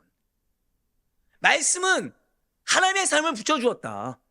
여러분들 가정은 기업이 있습니다. 아멘해요. 근데 내가 나도 모르게 이 기업을, 내 마음이 어려운 대상자를 보면 여기는 기업에서 갑자기 사라지는 거예요. 배우자에 대한 마음이 어렵다? 그럼 배우자에 대한 기업이 사라지는 거예요. 내 마음속에서부터. 그러면서 여기에 대해서는 아예 무관심하거나 세상 말로 제껴둔다는 거죠. 외면한다는 겁니다. 그래서 언젠가 때 되면 이루어지겠지라고 하면서 여기에 대해서 기도도 그냥 뜨뜻미지근하게, 여기에 대해서 그냥 기도한다고 하지만 사실은 외식하듯이 하고서 다 어디에만 집중해요? 내가 관심 기울이는 쪽으로만, 내가 봤을 때 가능성 있는 쪽으로만 계속 기울인다는 거예요. 조금만 트러블이 있어도 거봐 아직 때가 되지 않았어, 거봐 여기가 문제야라고 그냥 내가 정죄해버리고, 그러면서 내가 봤을 때 가능성 있는 쪽으로만 계속해서 나도 모르게 신경 쓰고 있다는 거죠. 아이러니하게 내가 가능성이 없는 나를 구원해 주시고 아무런 비전과 희망이 없는, 소망이 없는 나를 주께서 불러서 사명을 주셨음에도 불구하고, 그런 특권을 내가 받았음에도 불구하고 나는 나의 또 다른 오네시모를 보는 데 있어서 여러 가지 어떠한 조건을 내세운다는 것입니다. 리더라면 최소한의 학문적 소양과 지적 양식이 뛰어나야지, 어느 정도 리더십을 가지만 현재의 위치가 중요하다라고 생각하기 쉽게 우리는 거기에 쉽게 내몰리게 된다는 거예요. 그렇기 때문에 사도 바울이 오네시모를 변화시켜서 그리스도인을 삼는다. 가능할까 불가능합니까? 좀 더 쉽게 말씀드릴까요? 여러분들 가정에 불신자 있습니까 없습니까? 있죠. 그 불신자가 교회 온다. 가능합니까? 불가능합니까? 여기서부터가 불가능이군요. 지금 여기까지 가능할 수 있다 생각해요. 좀 못된 질문이요. 자, 양지사님. 네. 보지 마시라니까요. 자, 사랑하는 언니가 당장 내년에 리더로 쓰임받는 거에 대해서 어떻게 생각하십니까? 드디어 정직한 자가 나왔어요. 이쪽 라인에서도. 자, 왠지 이쪽으로 옮겨야 되지만. 근데 우리가 저 고백에 대해서 어떻게 저렇게 생각해? 못하는 거예요. 왜죠? 교회 온 지 얼마 안 됐거든요. 교회 온 지 얼마 안 됐어요. 나도 모르는 사이에 어떻게 생각해요? 나온 것만 해도 감사하다고 말을 하지만 사람의 가치관에 대해서 가능성에 대해서 내가 싹 평가절하는 거예요. 말씀 뭐라고 하죠? 나중된 자가 먼저 된다. 너무 늦었어요, 지금. 너무 늦었어요. 나중된 자가 먼저 된다라고 하지만 나도 모르는 사이에 어떤 영혼의 가능성에 대해서 하나님의 말씀보다 무엇을 믿어요? 고백하실게요. 내 판단을 믿고 있는 거예요. 내 판단을. 하나님 크십니까? 내가 큽니까? 이런 교만한 자들. 하나님이 크십니까? 아니면은 좋아요. 하나님의 계획이 큽니까? 내 경험이 큽니까? 계획이 크다는 걸 아는데 지금 이 한숨 섞인 목소리처럼 내가 느낀 경험이 나는 너무나도 중요한 거예요. 근데 맞습니다. 오네시모를 변화시켜서 그리스도인으로 삼았다? 100번 양보해서 그럴 수 있다고 생각할 수 있어요. 하지만 이런 오네시모를, 그것도 노예 오네시모를 디모데와 같은 위치, 디도와 같은 위치에 올린다. 갑자기 좀 다르게 느껴지죠? 자, 지금 사도 바울이 오네시모를 어디와 같은 위치에 썼다고요? 디모데와 같은 위치에 놓은 거예요. 가능합니까? 불가능합니까? 자, 좀 더 쉽게요. 자, 예를 들어서 장지사님, 내가 생각한 변화될 자가 있는 거예요. 변화될 자. 그냥 우리 장지사님 생각했을 때 이 사람은 절대 안 변한다 라고 생각한 그 사람이 바울과 같이 쓰임받는다. 자, 두 분이 이제 이쪽으로 옮기시면 될 것 같아요. 근데 우리가 지금 저 고개 저음에 어떻게 저렇게 믿음이 없어 못하는 이유가 누구도 그렇게 생각하고 있어요? 나도 그렇게 생각하고 있거든요. 나도 납득이 안 가는 거예요. 어떻게 그런 자를 바울같이 쓴다는 거야. 그러니까 하나님이 말씀을 주세요. 염대 가족은 변화될 것입니다. 그러면 그치, 변화되겠지. 염대 가족은 하나님의 기업이 있습니다.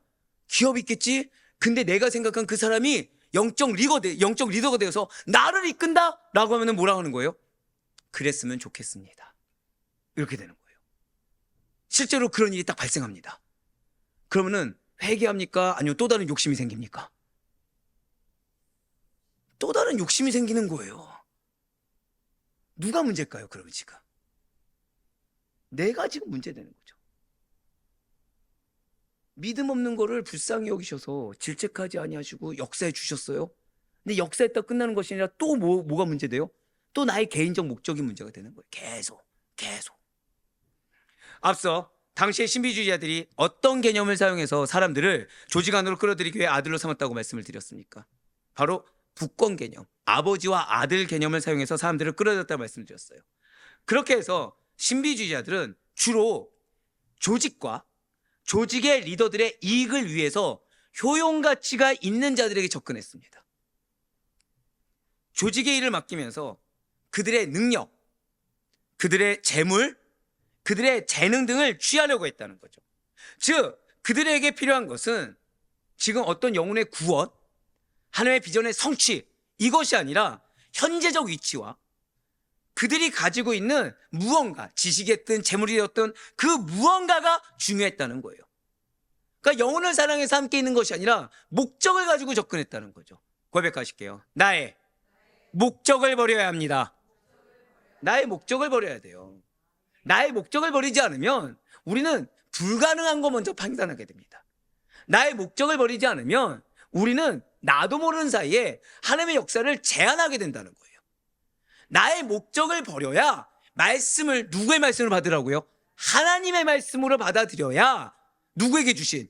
나에게 주신 하나님의 말씀으로 받아들여야 이 말씀은 누가 들어야 되는데 이런 생각도 안 하게 되고 하나님의 말씀을 받들어야 그래야 그 영혼의 참된 가치와 가능성을 바라보고 실제를 경험할 수 있다는 것입니다. 예, 맞습니다. 오네시모는 당시의 신비주의자들이 바라고 당시의 신비주의자들이 원했던 북권 개념을 사용해서 조직 안으로 끌어들일 만한 현재적으로 가치 있는 자가 아니었다는 거예요. 그런 자가 아니었다는 것입니다. 즉 쉽게 말씀드리면 관심을 가질 자가 아니었다는 거예요. 그냥 모른 척 넘어가도 상관없는 자였고 오히려 끈떨어진 연과 같이 오히려 그 자를 붙잡는 것이 시간 낭비이고 어리석어 보일 만한 그런 영혼이었다는 거죠. 사도 바울이 처음 봤을 때 오네시모는 말 그대로 고백하실게요. 무익한 자에 불과했던 인물이 바로 오네시모였다는 것입니다. 그런데 빌레몬서 1장 11절 말씀 우리 다 같이 읽겠습니다. 빌레몬서 1장 11절의 말씀입니다. 시작. 전에는 내게 무익하였으나 이제는 나와 내게 유익함으로. 자, 지금 흰색으로 표현된 문을 보세요. 전에는 아예 사도 바울이 뭐라고 얘기해요? 무익했어요. 아예 무익했습니다. 아예 무익했어요. 그러니까 없는 것이 나을 정도인 거죠. 그냥 사실은. 그런데 지금 사도 바울은 이거 누구에게 썼습니까? 빌레몬에게 썼죠. 오네시모의 주인이었던 빌레몬에게 감옥에서 자신을 수종들던 오네시모를 다시 되돌려보내면서 무엇이라고 평하고 있습니까? 붉은색 표현된 문을 보시길 바라요. 이제는 바울 자신뿐만 아니라 빌레몬에게도 유익하다라고 말을 하고 있다는 거예요. 여러분들에게 붙여준 영혼이 여러분들 자신뿐만 아니라 여러분들의 공동체에도 유익하게 됨을 믿으시길 바라요. 그래서 여러분들에게 붙여준 겁니다. 그래서 여러분들을 통해 주의 역사를 보게 하시는 거예요. 그렇습니다. 사도 바울은 오네시모를 처음부터 어떤 뛰어난 능력이나 학문적 배경, 지도자적인 자질 때문에 선택하지 않았어요. 오히려 교회 전승을 보잖아요. 오네시모는 단순한 노예였습니다. 아니, 전승을 찾아보니까 그냥 노예도 아니고 도둑이었고 사기꾼이었습니다. 자, 갑자기 더 달라지죠. 단순한 노예가 아니라 무엇이었다고요? 도둑이자 사기꾼이었어요. 주인의 물건을 사기를 쳐서 훔쳐 달아나고 달아나는 그 과정도 정직하지 못했던 무익한 자에 불과했다는 것입니다. 그럼에도 불구하고 사도 바울이 그를 아들이다 라고 부른 것은 인간적인 어떠한 효용 가치가 아닌, 잘 기억하시길 바라요, 복음이 가져온, 한번 고백하실까요? 근본적인 변화, 바로 그거예요. 여러분들에게 붙여준 영혼들은 반드시 변화될 거예요. 근데 그 영혼은 여러분들이 지금까지 경험하여 본 것은 전혀 다른 근본적인 변화, 겟나우를 이루게 된다는 거죠. 아예 존재 자체가 변화되는 그 놀라운 역사가 있을 것이기 때문에 여러분들에게 붙여주신 거예요. 맞습니다. 그리스도 안에서 새롭게 태어난 새로운 피조물로서 오네시모를 인정했던 것입니다. 자, 무엇으로 인정했다고요? 절대 고백하실게요. 그리스도 안에서 이전과는 전혀 다르게. 바로 그거예요. 여러분들이 기대하고 확신할 것은 바로 이겁니다. 내가 지금까지 경험해왔던 이 어떠한 그런 상처와 이러한 경험을 기반으로 바뀌는 것이 아니라 그리스도 안에서 이전과는 전혀 다르게 새롭게 태어난 새로운 피조물로서 사도 바울은 오네시모를 인정했고, 여러분들에게 붙여준 또 다른 오네시모를 그렇게 인정할 수 있어야 된다는 거예요. 그렇지 아니하면 여러분들은 말씀의 은혜를 받아서 상대를 대할 때 분명히 은혜를 받았음에도 불구하고 상대를 존중하는 것이 아니라 오히려 상대를 가르치려고만 할 것입니다. 방금 뭐라 말씀드렸어요? 그래서 트러블이 일어나는 거예요. 상대는 말씀을 못 들었어요. 또는 같은 말씀을 들어도 상대는 은혜를 못 받았어요. 근데 그 은혜는 누구에게 주셨습니까? 1번 내 배우자에게, 2번 나에게. 은혜를 누구에게 주셨다고요? 나에게 주셨어요. 그럼 그 은혜의 말씀은 누구에게 작용합니까? 1번 나에게, 2번 나에게 어려움을 준 대상에게. 나에게죠. 근데 우리는 그 은혜의 적용이 누구에게 이루어지길 원해요? 듣지도 아니한 그 자에게, 은혜도 못 받은 그 자에게 그 은혜가 끼치길 원한다는 거예요. 공식이 잘못됐죠. 하나님은 나에게 은혜를 주셨어요. 나에게 무엇을 바뀌라고? 상대를 바라보는 관점을 바꾸라고. 한 번 더 고백하실까요? 나의 관점이 바뀌어야 합니다. 맞아요. 어떠한 오네시모의 인간적 효용 가치를 보는 관점, 인간적인 관점이 아니라, 세상적인 관점이 아니라 영적 가치의 관점으로 바뀌어야 된다는 겁니다. 그래야 상대를 대하는 말 표현부터 바뀔 수 있다는 거예요.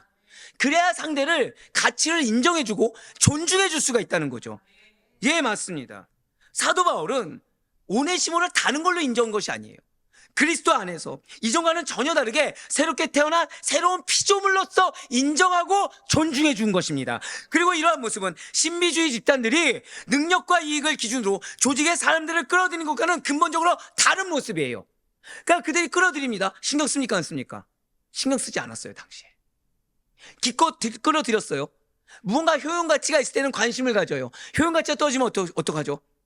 그 집단에서 이탈해도 신경을 안 쓰는 거예요. 왜죠? 목적이 뚜렷했으니까. 이익의 목적이 뚜렷했으니까. 그래서 이에 대해서 사도 바울은 이렇게 증거한 바 있습니다. 고린도전서 4장 15절과 갈라디아서 4장 19절 말씀 같이 보실게요. 그리스도 안에서 1만 스승이 있으되 아버지는 많지 아니하니 그리스도 예수 안에서 내가 복음으로써 너희를 낳았음이라. 나의 자녀들아, 너희 속에 그리스도의 형상을 이루기까지 다시 너희를 위하여 해산하는 수고를 하노니. 아멘. 자, 지금 사도 바울이 오네시모를 어떻게 여긴다고 고백하고 있습니까? 불구절 표현들을 보시면 복음으로써 낳은 자로, 즉 지금 개인적인 이익을 위해서 아니죠. 개인적인 목적을 위해서 아니죠. 무엇으로 낳았다고 얘기하고 있어요? 복음으로 낳았다고 있어요. 어떤 수고로? 해산하는 수고로 낳은 자로서. 어디에 이르기까지 돕는 자? 즉 어떠한 효용가치가 있을 때만 옆에 돕고 있는 것이 아니라 그 옆에 있는 붙여준 영혼이 무엇을 이룰 때까지 고백하실게요. 그리스도의 형상을 이루기까지. 이거예요, 이거. 이겁니다, 이거. 우리가 정말 그 상대의 영혼이 변화되기를 원한다고 한다면 우리의 아멘이 필요해요. 어떤 아멘이요? 이런 결단. 저 영혼이 그리스도의 형상을 이루기까지 내가 반드시 본이 되고 내가 반드시 케어하며 내가 반드시 함께 하겠습니다. 그것이 필요하다는 거예요. 그런데 어떤 고통이 있어요? 해산하는 고통이. 그래, 여러분들이 어려움을 겪는 거 당연하죠. 고백하실까요? 고통은 당연합니다. 당연해요. 사도 바울조차도 무엇을 겪었어요? 해산하는 수고로 영적 아들을 낳았어요. 근데 우리는 상대 영혼에 어떤 부딪힘이 있잖아요. 그럼 이것을 마치 갑자기 큰 고난이 되는 거예요. 막 큰 영적 전쟁이 되는 거예요. 거기서 이 일이 왜 발생했을까? 막 그러면서 혼자 상상의 나를 펼칩니다. 근데 하나님은 뭐예요? 크게 당연해. 한 영혼을 그리스도의 형상을 이루기까지, 즉 영적 리더로 세우기까지 어떤 수고가 필요하다고 했어요? 해산하는 수고가 필요해. 근데 우리는 그 고통만 겪으면 난리가 나는 거예요. 갑자기 상상의 나를 막 펼치는 거죠. 이거는 무슨 영적 전쟁일 거야. 이건 무슨 이유일까? 저 때문에 뭐가 문제일까? 뭐가 문제입니까? 뭐가 문제야? 그게 당연한 과정인데. 만약에 여러분들이 자녀들이 시험 때가 됐어요. 밤을 새서 공부하는 거예요. 기특하죠. 근데 투덜대는 거예요. 뭘 투덜대요? 밤샜더니 졸리다, 피곤하다, 힘들다. 그럼 뭐라고 하시겠습니까? 너가 왜 피곤할까? 아, 이게 분석해보니까 너가 야 수학을 공부할 때 너가 1시간에 한 2배로 피곤한 거 같으니까 너 수학 대신에 영어를 해야 돼. 막 이렇게 하시겠습니까? 아니면 그건 당연해, 조금만 견뎌봐, 이렇게 하시겠습니까? 예, 밤새서 공부하면 피곤한 게 당연하죠. 고백하실게요. 해산하는 수고는 당연합니다. 의미 부여하지 마세요. 우리가 의미를 부여할 거는 딱 하나, 말씀. 말씀 외에는 없어요. 그렇습니다. 지금 오네시모는 그저 주인의 물건을 훔쳐 달아난 도둑놈입니다. 아무도 상대하기 싫어하는 도망친 노예예요. 사람을 속여 달아난 사기꾼과 같은 자들입니다. 과연 여러분이라면 지금 사도 바울과 같이 오네시모와 같은 자를 쉽게 내 사람 내 편으로 받아들일 수가 있겠습니까? 과연 여러분들이라고 한다면 여러분들에게 지극히 큰 상처를 준 자들, 그것도 내 마음에 배신감이 들 만큼 남처럼 남이 더 낫겠다고 여기질 만한 상처를 준 자를 내 사람 내 편으로 쉽게 받아들일 수가 있겠습니까? 경계하지 않겠습니까? 의심하고 보지 않겠습니까? 설령 그 사람이 아무리 변화된 모습을 보인다고 하더라도, 이전에 내가 받았던 상처를 끄집어내서라도 믿지 못할 이유를 100가지, 1000가지, 10,000가지를 내세우면서 속된 말로 이용만 하고 내 마음에 내 편으로는 안 받으려고 하지 않겠습니까? 한번 잘 생각해 보시길 바라요. 여러분들 가정을 말고 여러분들 교회 안에서 누구와 동역하려고 하십니까? 누굴 더 가까이 보려고 하십니까? 이미 다 경험해 보셨잖아요. 힘 있어 보이는 사람, 똑똑해 보이는 사람, 신앙이 좋아 보이는 사람, 일도 빠리빠리 잘하는 사람, 이런 사람들과만 함께 하려고 하고, 또한 나조차도 그렇게 보이려고 애를 쓰고 있지는 않습니까? 그러면서 영적 가능성이 있는 자, 영적 가치가 있는 자는 제대로 분별하지 못한 채 잠잠히 있거나 무언가 허름해 보이거나 연약해 보이면 알게 모르게 내버려 두거나 무관심으로 일사는 우리는 아니냐는 거예요. 그러다 보니 입술로는 사랑을 외치죠. 그러다 보니 교회가 가정이 하나 되어야 된다라고 외치면서 우리 교회는 달라야 돼라고 하지만 정작 나 스스로는 이 교회 안에서조차, 우리 가정 안에서조차 조건을 따지고 편을 가르거나 누군가는 위험인물로, 누군가는 문제아로 분류하고 있지 않습니까? 누군가는 더 신경 써야 될 중요 인물이고 누군가는 덜 중요하다고 생각하고 있지 않냐는 거예요. 그렇습니다. 눈치채셨겠지만 사실 이러한 모습들은 이미 신비주의자들이 했던 모습이에요. 이미 신비주의자들이 부권관계를 이용해서 조직과 리더들의 이익을 위해, 사실은 근데 누구의 이익이에요? 내 이익을 위해 조건 있는 사람들을 접근하고 조건 있는 사람들을 아들로 삼았던 그릇된 모습과 너무나도 닮아 있었습니다. 아니, 솔직히 거의 동일하다는 거예요.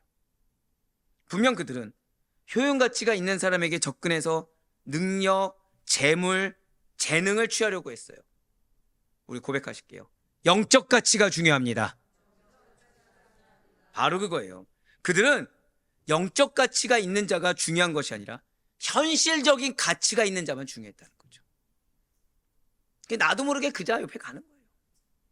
나도 모르게 그자 옆에만 있고 그자 옆에 있다가 다른 사람들은 어때요? 불편하니까 피하는 거예요. 그러나 반드시 잊지 마시길 바라요. 여러분들이 고개를 돌려서 가정을 살폈을 때, 고개 돌려 교회 안을 살펴보았을 때 나는 상처받았으니까 저 사람 혼자 있어도 된다? 아니요.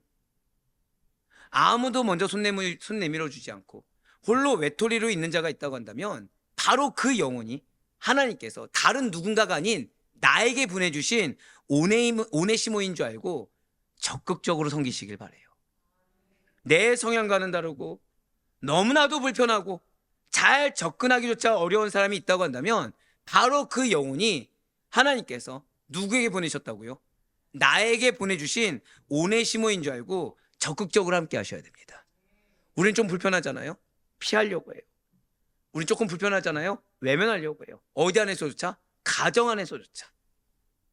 아니에요. 고백하실게요. 불편한 자가 오네시모입니다. 피하고 싶은 자가 오네시모입니다. 그렇습니다. 지금 우리는 스스로에게 물어봐야 된다는 거죠. 과연 나는 누군가를 노예처럼, 도망자처럼 여기고 있지는 않는가? 과연 나는 누군가를 신복으로 삼고 싶어서, 누군가를 효용가치가 있는 자로 삼고 싶어서 자꾸 그자 옆에만 있는 것은 아닌가? 스스로에게 물어볼 수 있어야 된다는 것입니다. 사랑하는 성도 여러분들, 잘 기억하시길 바라요. 복음은 사람을 조건과 편견으로, 경험으로 나누지 않습니다. 복음은 나의 어떠함을 기준으로 해서 무익함과 유익함으로 결코 나누지 않습니다. 복음은 모든 사람을 아들로 삼으며 가장 무익한 자도 유익한 자로 변화시키는 능력이 복음인 거예요. 내 목적을 달성하기 위한 능력이 복음이 아니라 고백하실게요. 무익을 유익으로. 그래서 우리에게 붙여주신 거예요. 여러분들 그동안 고생하신 거 알고 있습니다. 상처 많은 거 알고 있어요. 근데 그 상처가 무익한 거, 헛된 것이 된다고 한다면 얼마나 억울합니까? 근데 만약에 그 상처가 하나님께서 그 한 영혼을 변화시키기 위해서 쓰심으로 인정이 된다고 한다면 얼마나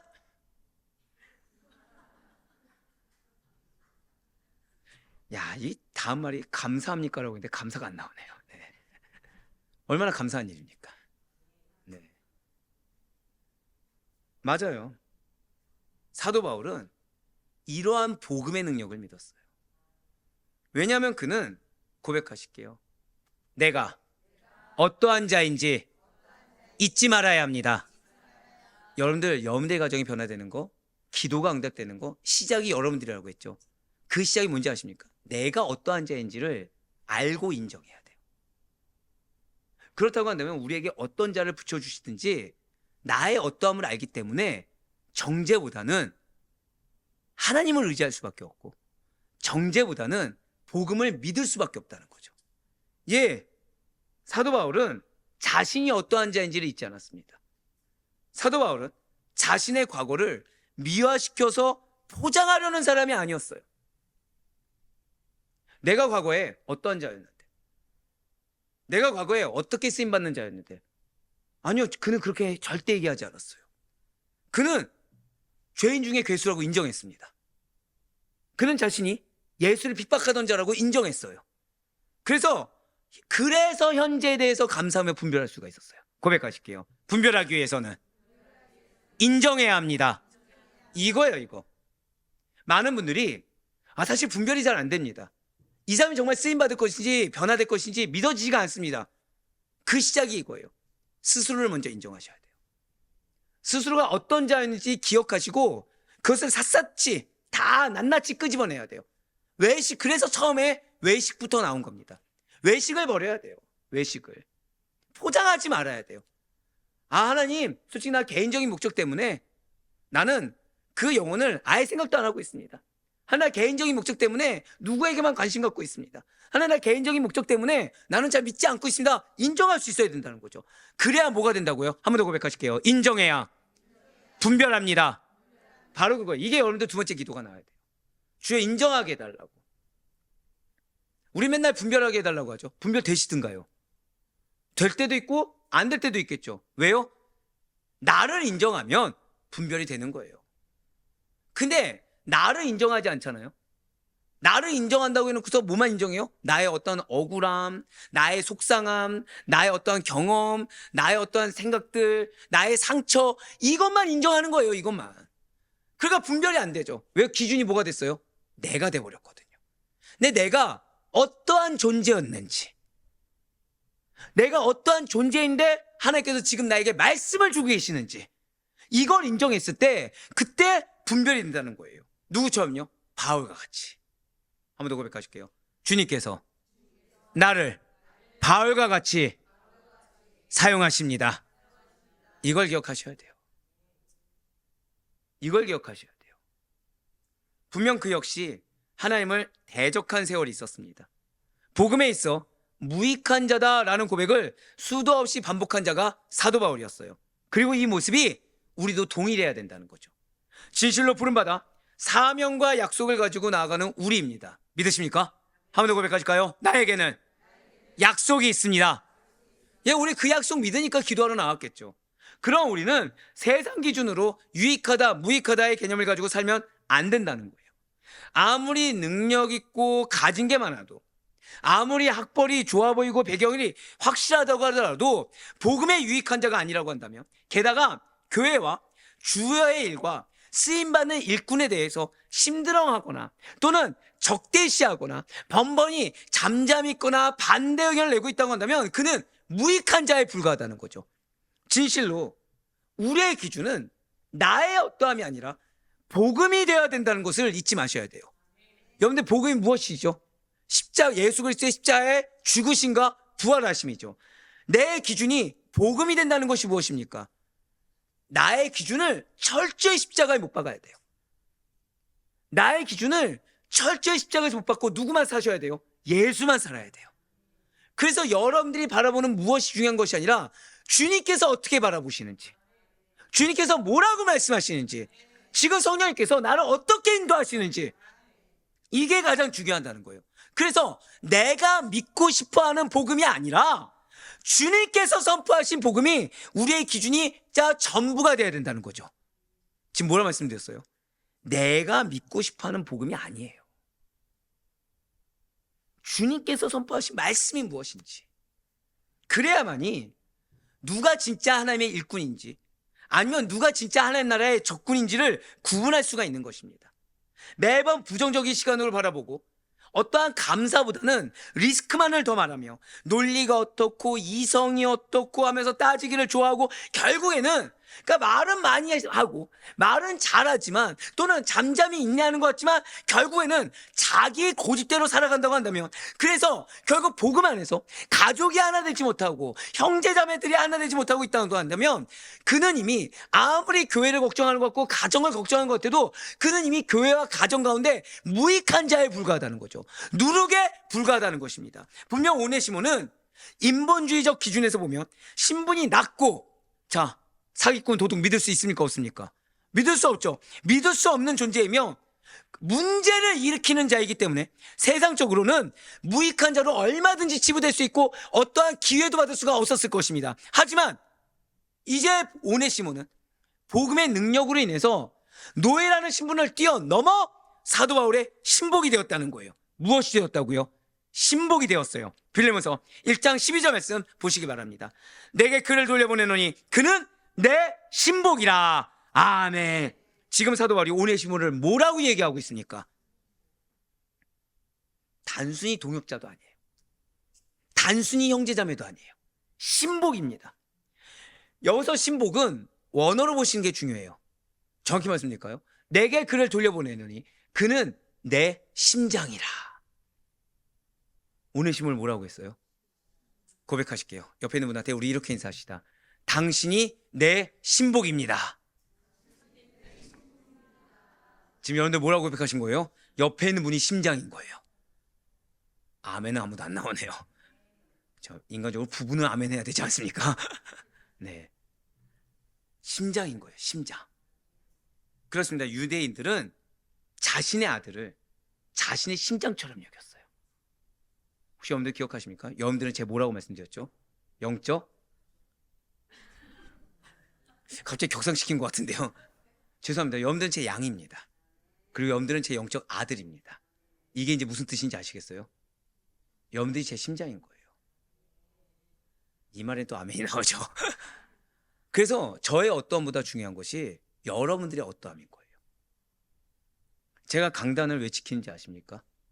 여러분들이 심장이기 때문이에요. 그러면 심장으로 인식하는 자가 선포하는 말씀과 그거 없이 선포하는 자의 말씀이 같을까요? 다를까요? 다를 수밖에 없겠죠. 그래서 여러분들의 소중함을 아는 목사님들 외에는 세우지 않겠다고 다짐한 거예요. 자, 우리 협동 목사님, 교수님이시죠? 근데 여러분들 아마 아실 거예요. 자신의 어떠함을 다 포기하고 여기 오셨죠. 왜요? 그분은 여러분들의 가치를 아시거든요. 그러면 여러분들 한 사 한 사람이 한국교회를 바꿀 수 있는 분이라고 믿고 있습니다. 뻔뻔들 해라. 그래서 양육을 건성건성하지 않으시고, 요즘은 따라가기 힘드시죠, 솔직히. 맞추셔야 돼요. 네, 그 정도 가치로 보시는 거예요. 뭐 우리 오 목사님은 말해 못하겠습니까? 자신의 어떠함을 다 포기하고 계시는 거죠. 왜요? 그래서 뭐에 몰두하고 계시죠? 건성건성 설교해야 되는데 조직신앙을 가르치고 계시죠. 왜죠? 마찬가지예요. 여러분들의 가치를 알아주기 때문에. 왜입니까? 여러분들을 심장으로 여긴다는 겁니다. 자, 그럼 지금 여러분들은 누군가가 여러분들을 무엇으로 여기고 있어요? 심장으로 여기고 있죠. 고백하실게요. 나도 그렇게 해야 합니다. 여러분들이 여러분들의 누군가를 바라볼 때 심장처럼 여기셔야 돼요. 심장 무시할 수 있습니까? 심장 욱신거리면 어떠시죠? 자, 50대 이상들 심장이 갑자기 욱신거립니다.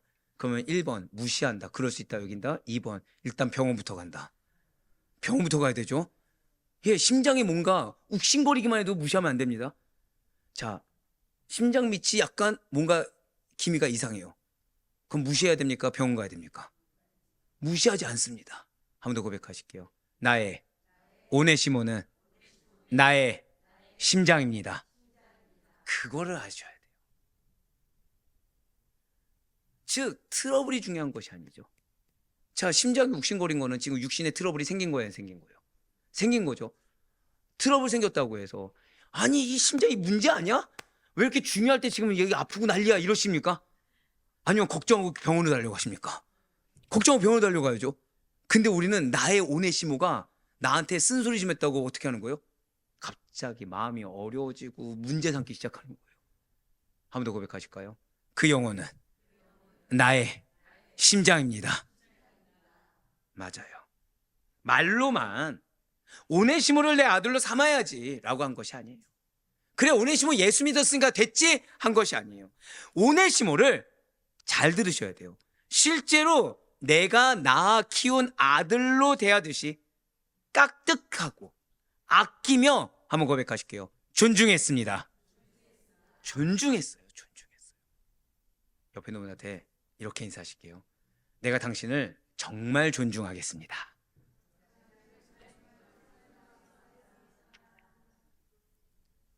그게 당연한 교회 안의 모습이에요. 그게 당연한 가정 안의 모습이에요. 여러분들 배우자가 변하고 자녀가 변화되길 원하잖아요. 그러면 우리 형편에 이렇게 해줬다 그걸 버리셔야 돼요. 내 형편에 이만큼 해줬다 그걸 버리셔야 돼요. 여러분들 선물 하시죠? 선물하시죠? 어떻게 하십니까?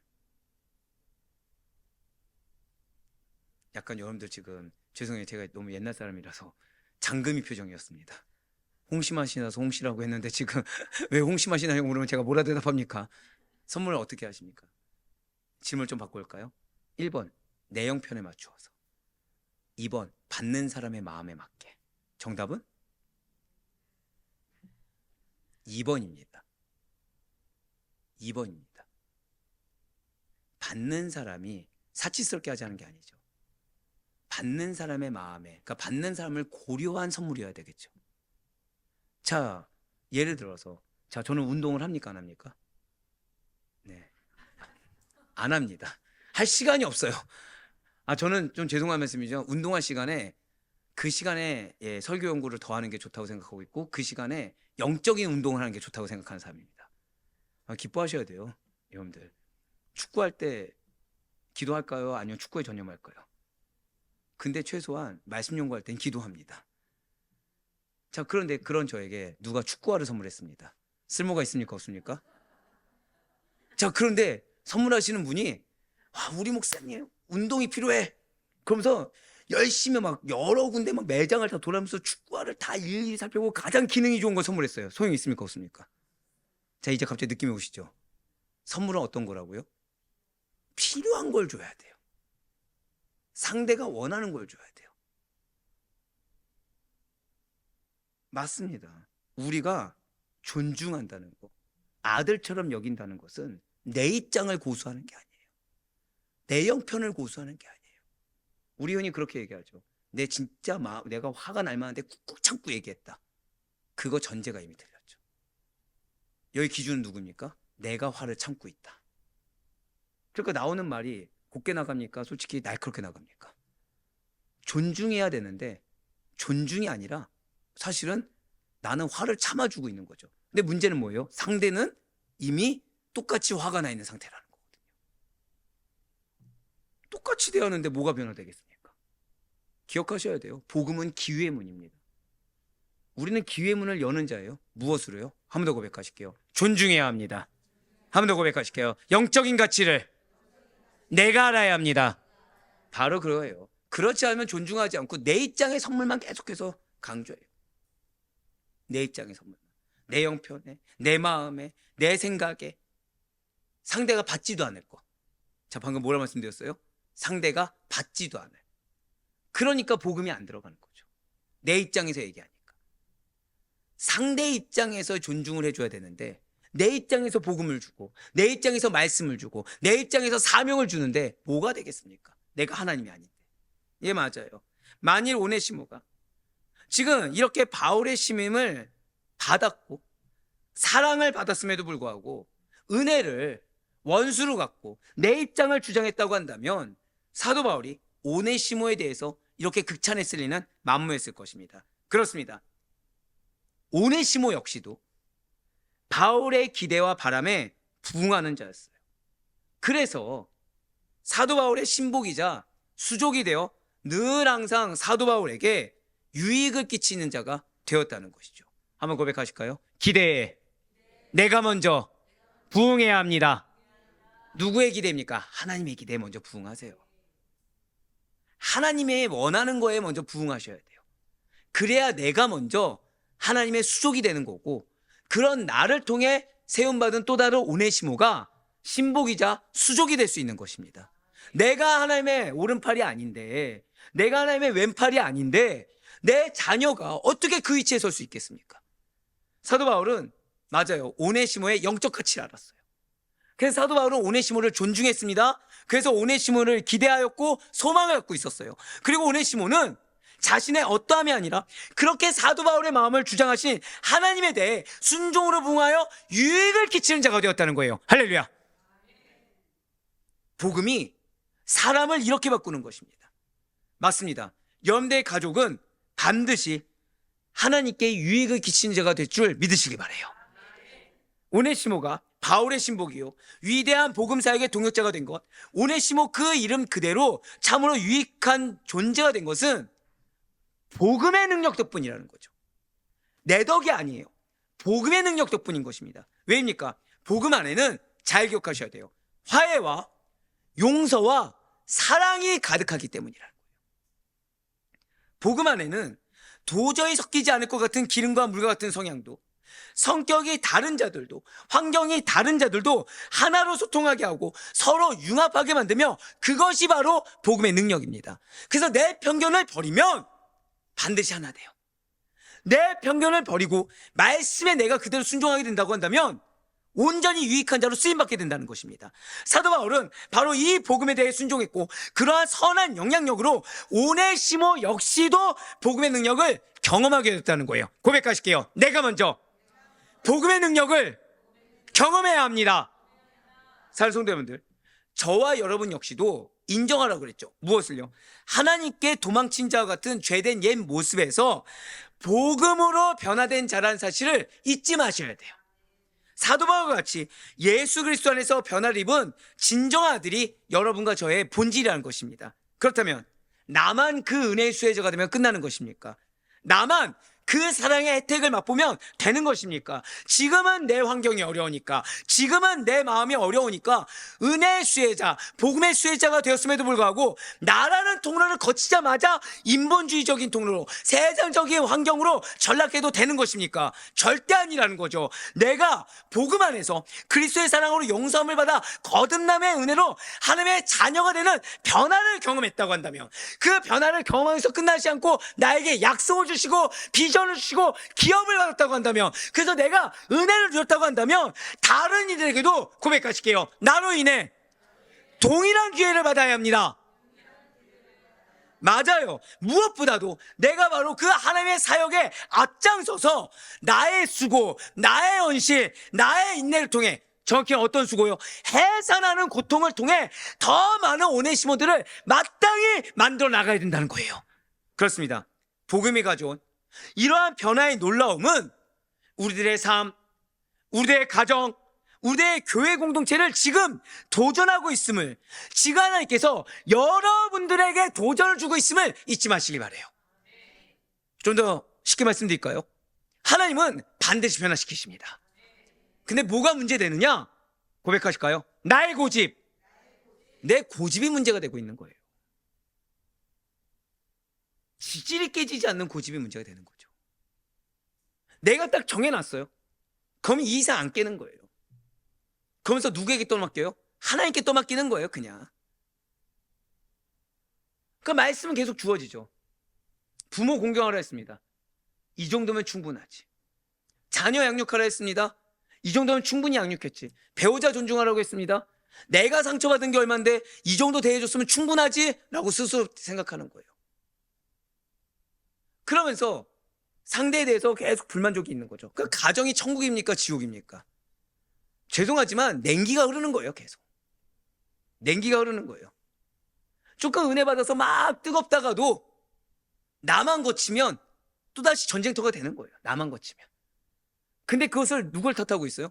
나는 예수 믿고 나는 기도하는 자고. 그 계속 문제는 누가 되는 거예요? 배우자가 되고 자녀가 되고 부모가 되는 거죠. 계속 누구만 의인되고 있습니까? 나만. 근데 하나님 앞에서는 지금 누가 죄입니까? 내가 지금 외식하는 자가 되고 있는 거죠. 예, 맞아요. 지금 주님은 우리에게 도전 주고 있는 거예요. 누가 지금 주의 역사의 방해자가 되고 있습니까? 내 고집이요, 내 완고함이요. 나는 변화될 걸로 보이지가 않는 거예요. 아니에요. 앞서 질문드린 것처럼 내가 큽니까? 하나님이 큽니까? 하나님이 크시죠. 우리는 그 하나님 앞에서, 우리는 정확히 그 복음의 능력 앞에서 누구에게나 사랑을 베풀 수 있어야 되고 누구에게나 화해를 베풀 수 있어야 돼요. 누구에게나 동역의 자리, 형제의 자리에 초대할 수가 있어야 된다는 거죠. 내 입장에서 아니요, 상대를 존중함으로. 한 번 더 고백하실게요. 상대를 존중함으로 베풀고 초대하는 것입니다. 바로 그거예요. 내가 해주는 게 아니에요. 하나님께서 감사하게 나를 써주시는 거고, 그런데 나는 내가 경험한 노예와 같은 생활이 30년, 40년, 50년이었다고 하더라도 하나님께서 나에게 이렇게 명령하셨다고 한다면 그 모든 세월보다 분깃을 누릴 세월이 더 많음을 믿고 존중하며 나아갈 수 있어야 된다는 거죠. 기대하며 나아갈 수 있어야 된다는 거예요. 가치를 알아주며 나아갈 수 있어야 된다는 거예요. 우리 스스로도 그리고 오네시모와 같이 반응해야 함을 잊지 마셔야 된다는 거예요. 한번 고백하실까요? 하나님께서 나를 기대하고 계십니다. 그 기대에 부응할 수 있어야 된다는 거예요. 여러분들 지난 주간 하나님의 기대에 부응하셨습니까? 아니면 그 마음에 슬픔을 주셨습니까? 죽어라 말을 안 듣는 거죠. 뭐 해야 될지 알아요. 아는데 핑계가 앞서는 거예요. 핑계가. 뭐 해야 될지 알아요. 모르는 척 하는 거예요. 왜요? 나는 환경도 어렵고 마음도 어렵고 상황도 안 좋고 다 피조물을 핑계로 창조주에게 대항하고 있는 거죠. 창조주가 명령하셨는데 창조주가 만든 피조의 세계의 것을 가지고 하나님께 항변하고 있는 거예요. 사랑하는 성도님들, 복음이 온전한 사랑과 회복의 능력임을 기억하시길 바래요. 우리 모두가 그 누구도 차별하거나 거절하지 않고 도망자이자 문제투성이었던 오네시모를 신복으로 삼으신 사도 바울과 같이 서로를 주님의 복음 안에서 진정한 아들로 여기며 섬기는 자들이 되어야 함을 잊지 마시기 바랍니다. 그렇다면 오네시모는 사도 바울이 자신을 이제 더 이상 노예가 아니라 영적 아들로 여겼다고 해서 이제 자신이 인정받는 위치에 있다고 해서 권리만 누리려고 하고 받은 은혜에 대해서 인간적인 항목을 핑계로 대면서 가만히 손 놓은 자로 서 있었습니까? 전혀 아니에요. 오네시모는 단순히 변한 곳에서, 위치가 바뀐 곳에서 그치지 않았습니다. 그는 고백하실게요. 진정한 동역자. 여러분들의 그 영혼이 정말 인생이 변화되기를 원한다? 그러면 한 번 더 고백하실게요. 내가 먼저 진정한 동역자가 되어야 합니다. 매번 핑계대고 매번 어리광 부리는 자가 아니라 내가 진정한 동역자가 되어야 된다는 거예요. 동역은 아무것도 하지 않고 무의도식하는 것을 뜻하지 않습니다. 여러분들 우리 동역 하잖아요. 제가 항상 왜 농담 삼아서 여러분들 진짜 동역자입니다 이렇게 얘기하잖아요. 동역이 무슨 뜻일까요? 동역. 네. 많은 분들이 함께 일하다로 알고 있어요. 근데 동역에서 포커스는 고백하실게요. 하나님의 일. 강조점이 어디에 있다고요? 하나님의 일에 있어요. 그래서 동역은 실제 원어로 분석을 하면 하나님의 일을 함께하는 사람인가 더불어서 한 번 더 고백하실게요. 큰 공사를 감독하는 사람. 자, 방금 뭐라 말씀드렸어요? 큰 공사예요. 하나님의 일 어떤 일이라고요? 큰 공사예요. 그것을 감독하면서 어떻게 하는 거예요? 함께 하는 거예요. 즉 동역에서 지금 포커스는 무엇이라고요? 함께도 있겠지만 그보다 더 중요한 포커스는 하나님의 일입니다. 즉 하나님이 여러분들에게 사명을 맡기셨다. 그래서 동역하게 하셨다. 이것은 뭐예요? 작은 일이 아니라 고백하실게요. 하나님께서 나에게 큰 공사를 맡기셨습니다. 즉 혼자 살 수 없어요. 혼자 살 수 없는 걸 맡기신 겁니다. 가정에 기업이 있다? 혼자 할 수 없는 걸 맡긴 겁니다. 근데 거기에 자 책임은 누구에게 있어요? 감독자인 나에게. 그러면 권리 있을까요 없을까요? 한번 고백하실게요. 감독자에게 상급이 있습니다. 그거예요. 짐이 되죠. 무게가 되죠. 어려움이 있죠. 왜 나만 이렇게 힘들게 살아야 되냐? 왜 나만 이렇게 책임져야 되냐? 그럴 수 있겠죠. 하지만 상급이 나의 것이에요. 나를 감독자로 세우셨기 때문에. 오네시모는 진정한 동역을 했어요. 자신을 변화시킨, 자신을 불러주신 노사도 바울에게 무엇이든 됐든 돈과 유익이 되는 일이 있다고 한다면 적극적으로 스스로 찾아서 솔선수범했습니다. 사도 바울이 알아서 해주겠지. 나를 불렀으니까 책임도 알아서 져주겠지라고 한 것이 아니라 어떻게 하면 갚을까? 어떻게 하면 함께 할 수 있을까? 그걸 노력했다는 거예요. 자, 여러분들 아시다시피 감옥에 갇힌 사도 바울이 자유롭게 다닐 수가 없었겠죠. 그래서 많은 일들을 동역자들에게 맡겨야만 했어요. 그런데 오네시모가 바로 그러한 사도 바울의 손과 발이 되었다는 것입니다. 빌리면서 1장 13절 말씀 보도록 하실게요.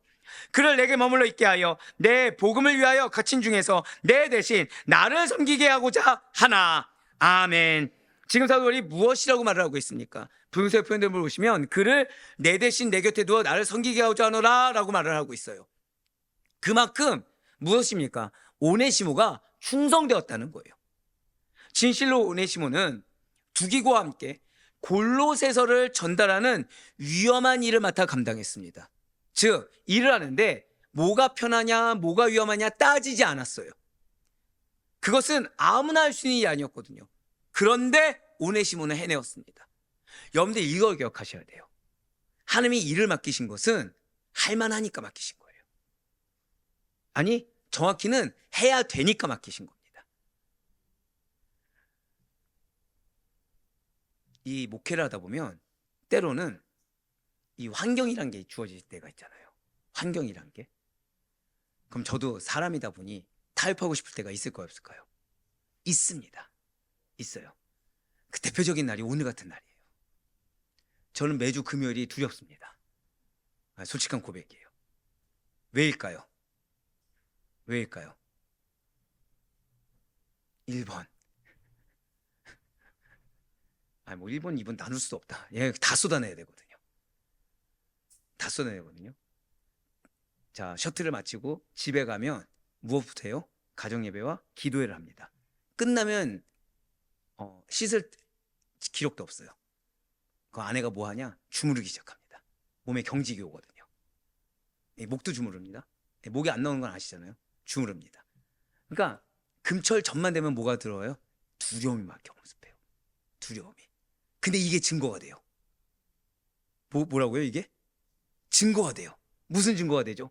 두 가지 증거가 됩니다. 두려움을 왜 줄까요 사단이? 은혜가 있으니까. 두려움의 크기만 그 은혜가 큰 거예요.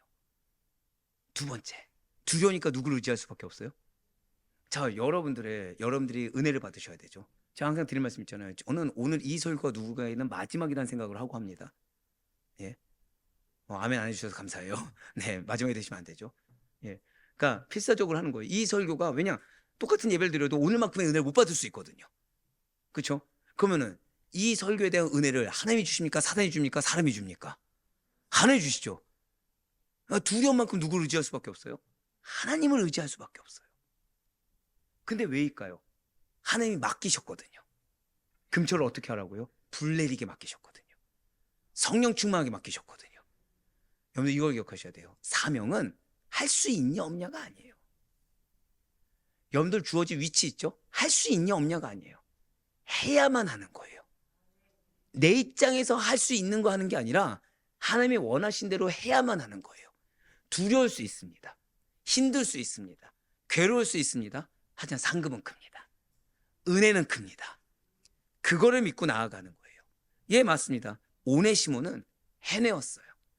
나중에 한 번 더 오네시모 설교할 수 있으면 좋겠는데, 오네시모는 죽을 고비를 넘기고 해내었습니다.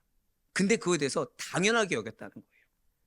진실로 사도 바울에게 있어서 이러한 오네시모는 없어서는 안 될 사람이었어요. 그럼에도 불구하고 사도 바울은 오네시모를 빌레몬에게 돌려보내기로 결정합니다. 그쵸? 왜라는 질문이 나오죠. 여러분들, 제 설교 달콤합니까? 씁니까? 뭐 대답 안 한 것 자체가 쓰다는 얘기죠 뭐. 근데 왜 쓴 메시지를 전할까요? 여러분들이 정결하게 원해서요. 이 말씀이 무슨 말씀이냐? 자, 지금 사도 바울에게 빌레몬은 중요하다, 중요하지 않다? 사도 바울에게 오네시모는 중요하다, 중요하지 않다? 중요하죠. 근데 중요하기 때문에 누구에게 돌려보냈다고요? 빌레몬에게 돌려보냈어요. 왜입니까? 오네시모가 과거의 잘못을 바로잡고 진심으로 빌레몬의 용서를 구해야 했기 때문이에요. 오네시모가 크게 쓰임받기 위해서 무엇을 했어야 된다고요? 과거를 청산했어야 됐거든요. 오늘 본문인 골로새 4장 9절 말씀, 우리 다 같이 다시 한 번만 읽겠습니다. 시작. 신실하고 사랑을 받는 형제 오네시모를 함께 보내노니 그는 너희에게서 온 사람이라. 그들이 여기를 다 너희에게 알려주리라. 자, 지금 붉은색 표현대문을 보시기 바래요. 신실하고 사랑을 받는 형제 오네시모라고 나와 있습니다. 오네시모는 무엇보다도 신실했어요. 바울의 곁에서 어떠한 일을 맡아도 사도 바울의 기대와 의도에 어긋나없이 자신의 일을 오롯이 다 해낸 사람, 감당하는 사람이 오네시모였습니다. 사도 바울과 가까우면서도 사역적인 면에서는 주님의 일에 하나가 되어서 동역하는 일꾼이자 책임감을 가지고 동반자적 사명을 완수하던 자가 오네시모였어요. 또한 오네시모는 사랑을 받는 형제였습니다. 바울의 모든 것을 주어도 아까울 것이 없는 자로 인정받는 자가 오네시모였어요. 진실로 오네시모는 누가 봐도 거듭난 자였고, 누가 봐도 믿을만한 자였으며, 누가 봐도 옆에 있었으면 좋겠다고 여기는 자가 오네시모여서 바울의 깊은 신뢰를 받았다는 거죠. 그리고 바울의 깊은 신뢰를 받는 자에 합당하게 주변에게 인정받는 자가 오네시모였어요.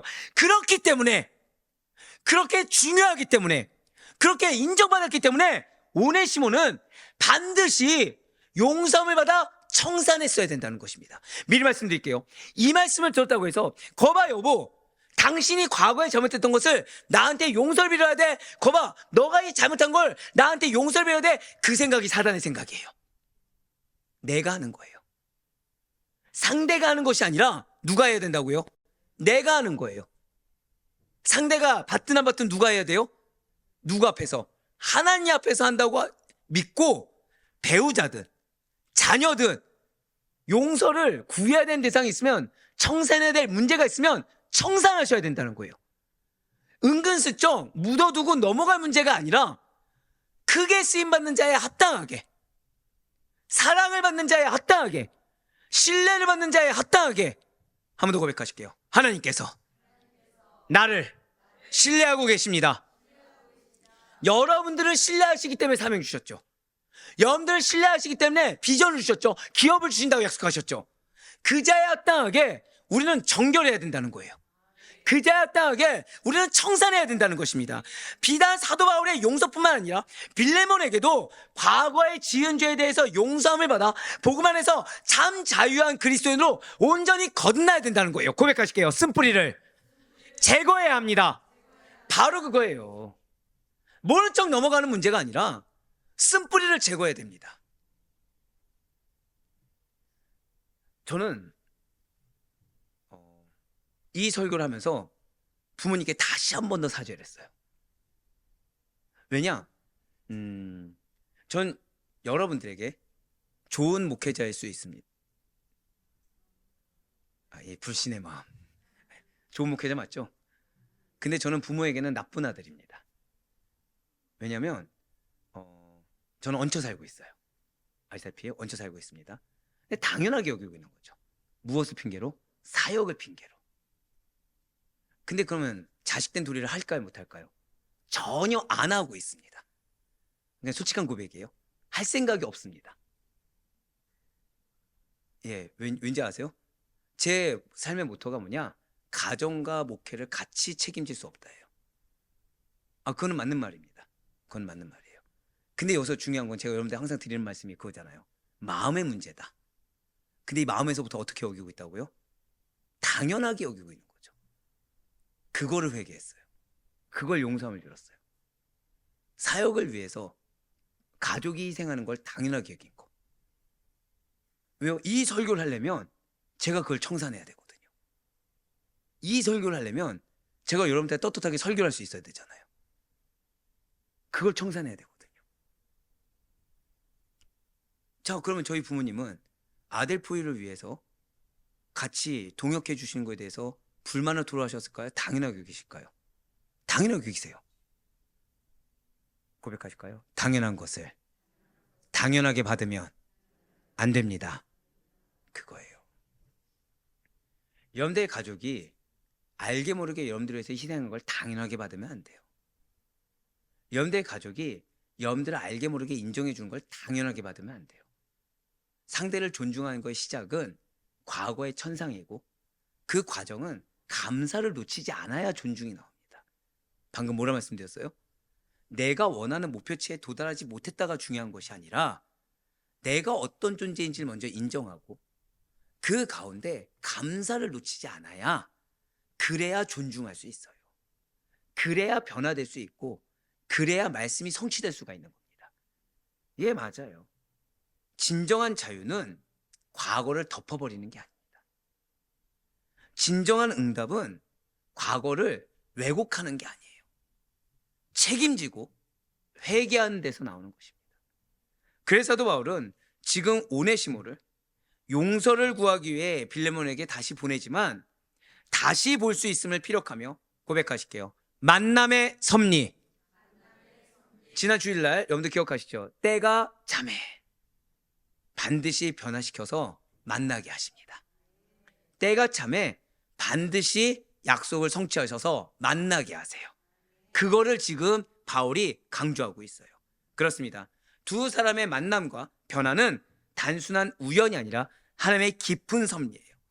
그렇기 때문에 하나님의 섭리 안에서 맺어진 사도 바울과 오네시모의 관계처럼 빌레몬 역시도 이 오네시모를 주 안에서 새로운 형제로 인식하고 종이 아닌 형제로 돼야 된다라고 말하고 있는 것입니다. 빌레몬서 1장 15절과 16절 말씀 보도록 하실게요. 아마 그가 잠시 떠나게 된 것은 너로 하여금 그를 영원히 두게 함이리니 이후로는 종과 같이 대하지 아니하고 종 이상으로 곧 사랑하는 형제를 둘 자라. 내게 특별히 그러하거든 하물며 육신과 주 안에서 상관된 내게랴. 아멘. 자, 지금 사도 바울은 오네시모를 위해 빌레몬에게 이후로는 종과 같이 대하지 말고 사랑하는 형제로 두라 라고 편지를 보냈어요. 이 편지야말로 오네시모에게는 생명의 보증서와 다름이 없습니다. 마치 죄인을 변호하는 예수님처럼 오네시모는 지금 사도 바울의 변호를 받고 있다는 거죠. 예수를 속에서 지금도 하나님 보좌 우편에서 우리를 위해 변호하시는 것처럼 사도 바울이 오네시모를 위해 변호하고 있었다는 거예요. 그렇습니다. 지금 오네시모는 사도 바울의 변호와 보장을 받게 되었어요. 사도 바울은 오네시모를 끝까지 책임졌다는 것입니다. 그래서 무엇을 받게 했다고요? 바울의 변호와 보장을 받게 되었어요. 당시 로마 사회는 노예 제도를 근간으로 삼고 있기 때문에 사도 바울이 감히 공개적으로 노예의 방을 외칠 수가 없었습니다. 로마 제국 전체에는 무려 6천만 명의 노예가 있었어요. 심지어 위대한 철학자라고 일컬어 받던 소크라테스조차도 계급은 태어날 때부터 정해진다 라고 주장했을 정도로 노예제도는 사회의 당연한 질서처럼 여겨진 시대가 바로 이 시대였습니다. 이런 상황에서 빌레몬이 아무리 크리스천이라고 하더라도 바울의 권면을 거절할 수도 있다는 거예요. 그렇지만 그럼에도 불구하고 이렇게 오네시모를 위한 사도 바울의 중재는 두 가지의 중요한 의미가 있습니다. 우리 한번 고백하실까요? 내가 변호해 줄 수 있어야 합니다. 그것이 왜 중요하냐? 첫 번째로 사도 바울은 당시 로마법상 도망친 노예가 무자비한 처벌을 받게 되어 있었어요. 이러한 위험에 처해 있던 오네시모를 보호하기 위해 그를 중재했던 것입니다. 이러한 도망 노예를 구제할 수 있었던 유일한 방법은 주인의 친구 혹은 보호자가 그 노예를 변호하는 일이었는데, 사도 바울은 빌레몬의 친구이자 영적 지도자로서, 또한 오네시모의 친구이자 영적 지도자로서 이 역할을 맡았다는 거죠. 물론 오네시모가 의도적으로 개인적인 목적을 위해 바울을 찾아간 것은 아니에요. 하지만 하나님의 오묘한 섭리로 바울을 만나 그리스도인이 되었습니다. 동역자가 되었어요. 그 가운데 사도 바울은 다른 어떠함을 본 것이 아니라 고백하실게요. 내가 하나님의 섭리를 믿어야 합니다. 그 안에 섭리를 믿는 믿음으로 보호하기 위한 중재. 이 편지는 지금 보시는 것처럼 법적인 다리, 영적인 다리를 놓아주는 구원의 문서 역할을 했습니다. 때로는 여러분들이 여러분들의 가정에 연약한 자를 위해서 변호할 수 있어야 돼요. 때로는 여러분들이 여러분들의 공동체에 연약한 자, 대신에 전제 조건은 무엇이에요? 영적 가치를 알아봐야 되겠죠. 그 영적 가치를 알아보고 변호해 줄 수 있어야 된다는 것입니다. 두 번째로 바울의 중재는 단순히 개인적인 감정에 따른 것이 아니라 철저한 무엇에 순종했다고요? 하나님의 섭리에 따른 순종이었어요. 사도 바울이 복음을 전하다가 감옥에 갇힌 것조차 하나님의 뜻 가운데 있었습니다. 그 자리에서 오네시모를 만나 회심에 이끌게 된 것도 하나님의 계획하심이었습니다. 따라서 오네시모를 다시 빌레몬에게 보내는 일 또한 사도 바울의 인간적인 판단이 아니라 하나님의 섭리적 역사였다는 것이죠. 진실로 사도 바울은 빌레몬이 그렇기 때문에 오네시모를 도망친 노예, 도둑놈, 사기꾼, 그걸로 보는 것이 아니라 사랑받는 형제로 받아들임으로써 하나님의 뜻에 순종하기를 권면했다는 것입니다.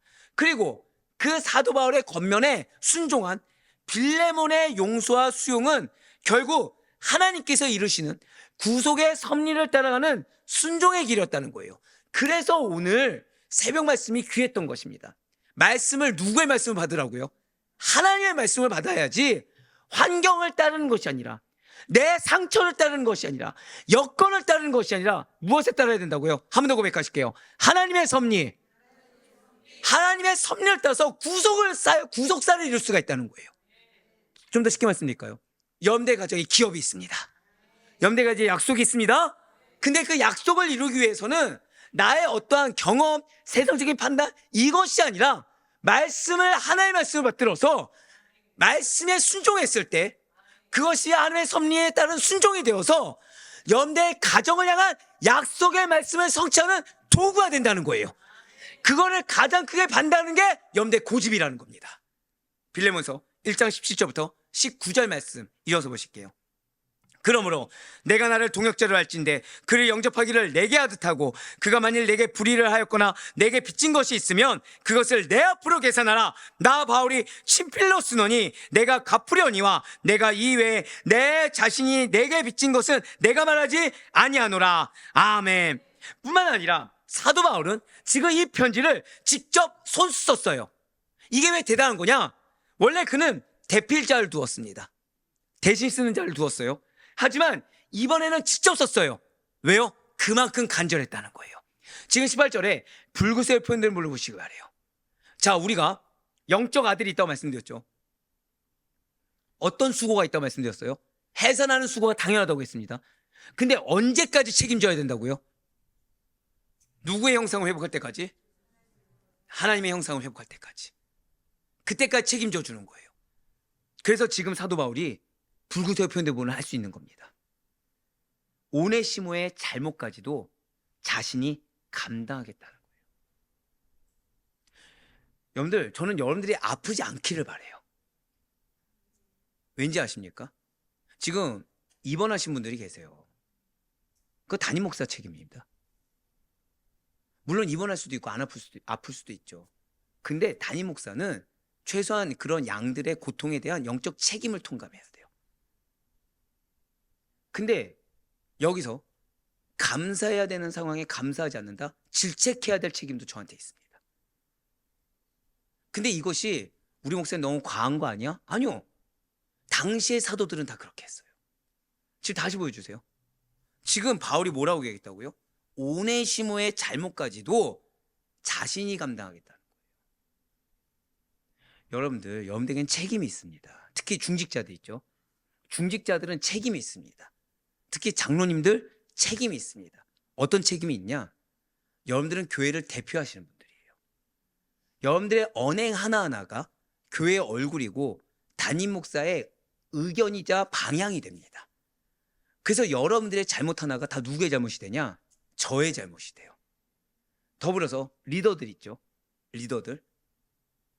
나는 아니겠지라고 하면 권사님들, 안수집사님들, 청년 리더들 다 마찬가지죠. 책임이 있어요. 무게감이 있습니다. 누구를 대변하고 있다고요? 교회를 대변하고 담임 목사를 대변하고 있는 거예요. 그러니까 여러분들이 잘못하면 누구의 책임이 되냐? 저의 책임이 됩니다. 여러분들의 실수 저의 책임이 됩니다. 그래서 쓴소리 하는 거예요. 왜요? 여러분들을 위해서도, 교회를 위해서도. 지금 사도 바울은 바로 그것을 보여주고 있어요. 그러면서 지금 사도 바울은 확신하고 있습니다. 빌레몬이 오네시모를 용서할 거야. 그리고 오네시모는 반드시 영적 리더로서 더 크게 쓰임받을 거야. 왜? 과거를 청산했으니까. 그리고 용서해준 빌레몬 역시도 더 크게 쓰임받을 거라고 확신하고 있는 거예요. 전 여러분들이 책임감이 있길 바랍니다. 왜요? 그 책임감이 여러분들을 더 크게 쓰임받게 하는 비결이 될 것이고, 그 책임감이 내가 받을 것이 그릇이 100이라고 한다면 200이 되게 하는, 300이 되게 하는 지름길이 된다는 고백하실게요. 나에게는 영적 책임이 있습니다. 그 책임감 앞에 모른 척하거나 외면하거나 떠넘기는 것이 아닌 나의 상급이자 나의 특권인 줄 알고 사도 바울과 같이 쓰임받을 수 있는 우리 모두가 되길 간절히 소망합니다. 그렇기 때문에 이러한 사도 바울의 존재는 단순한 개인 간의 화해를 뛰어넘어선 구속적인 영성과 제도적 보호, 그리고 공동체 회복이라는 삼중의 의미를 지닌 매우 중요한 선교적 행위였어요. 한 번 더 고백하실까요? 나의 행위에는 중요한 의미가 있습니다. 바로 이거를 기억하시라는 거예요. 자, 좀 더 쉽게 말씀드릴게요. 항상 여러분들 말씀드렸죠. 여러분들에게 무엇이 있다? 기업이 있다 말씀드렸죠. 약속이 있다고 했죠. 그것이 무엇을 담고 있냐? 구속사를 담고 있어요. 여러분들의 가정을 향한. 그러니까 여러분들 행동에는 구속사적인 영성을 담고 있는 거고, 그리고 여러분들이 가족이든 교회든 누군가를 책임져서 양육하고 키우는 거에서는 제도적으로도 보호하는, 그리고 그런 여러분들의 포용과 화해와 사랑에는 공동체가 회복되는 삼중적인 의미가 담겨 있다는 거예요. 한 번 더 고백하실까요? 나의 언행은 정말로 중요합니다. 지금 하나님은 여러분들에게 도전을 주고 있는 겁니다.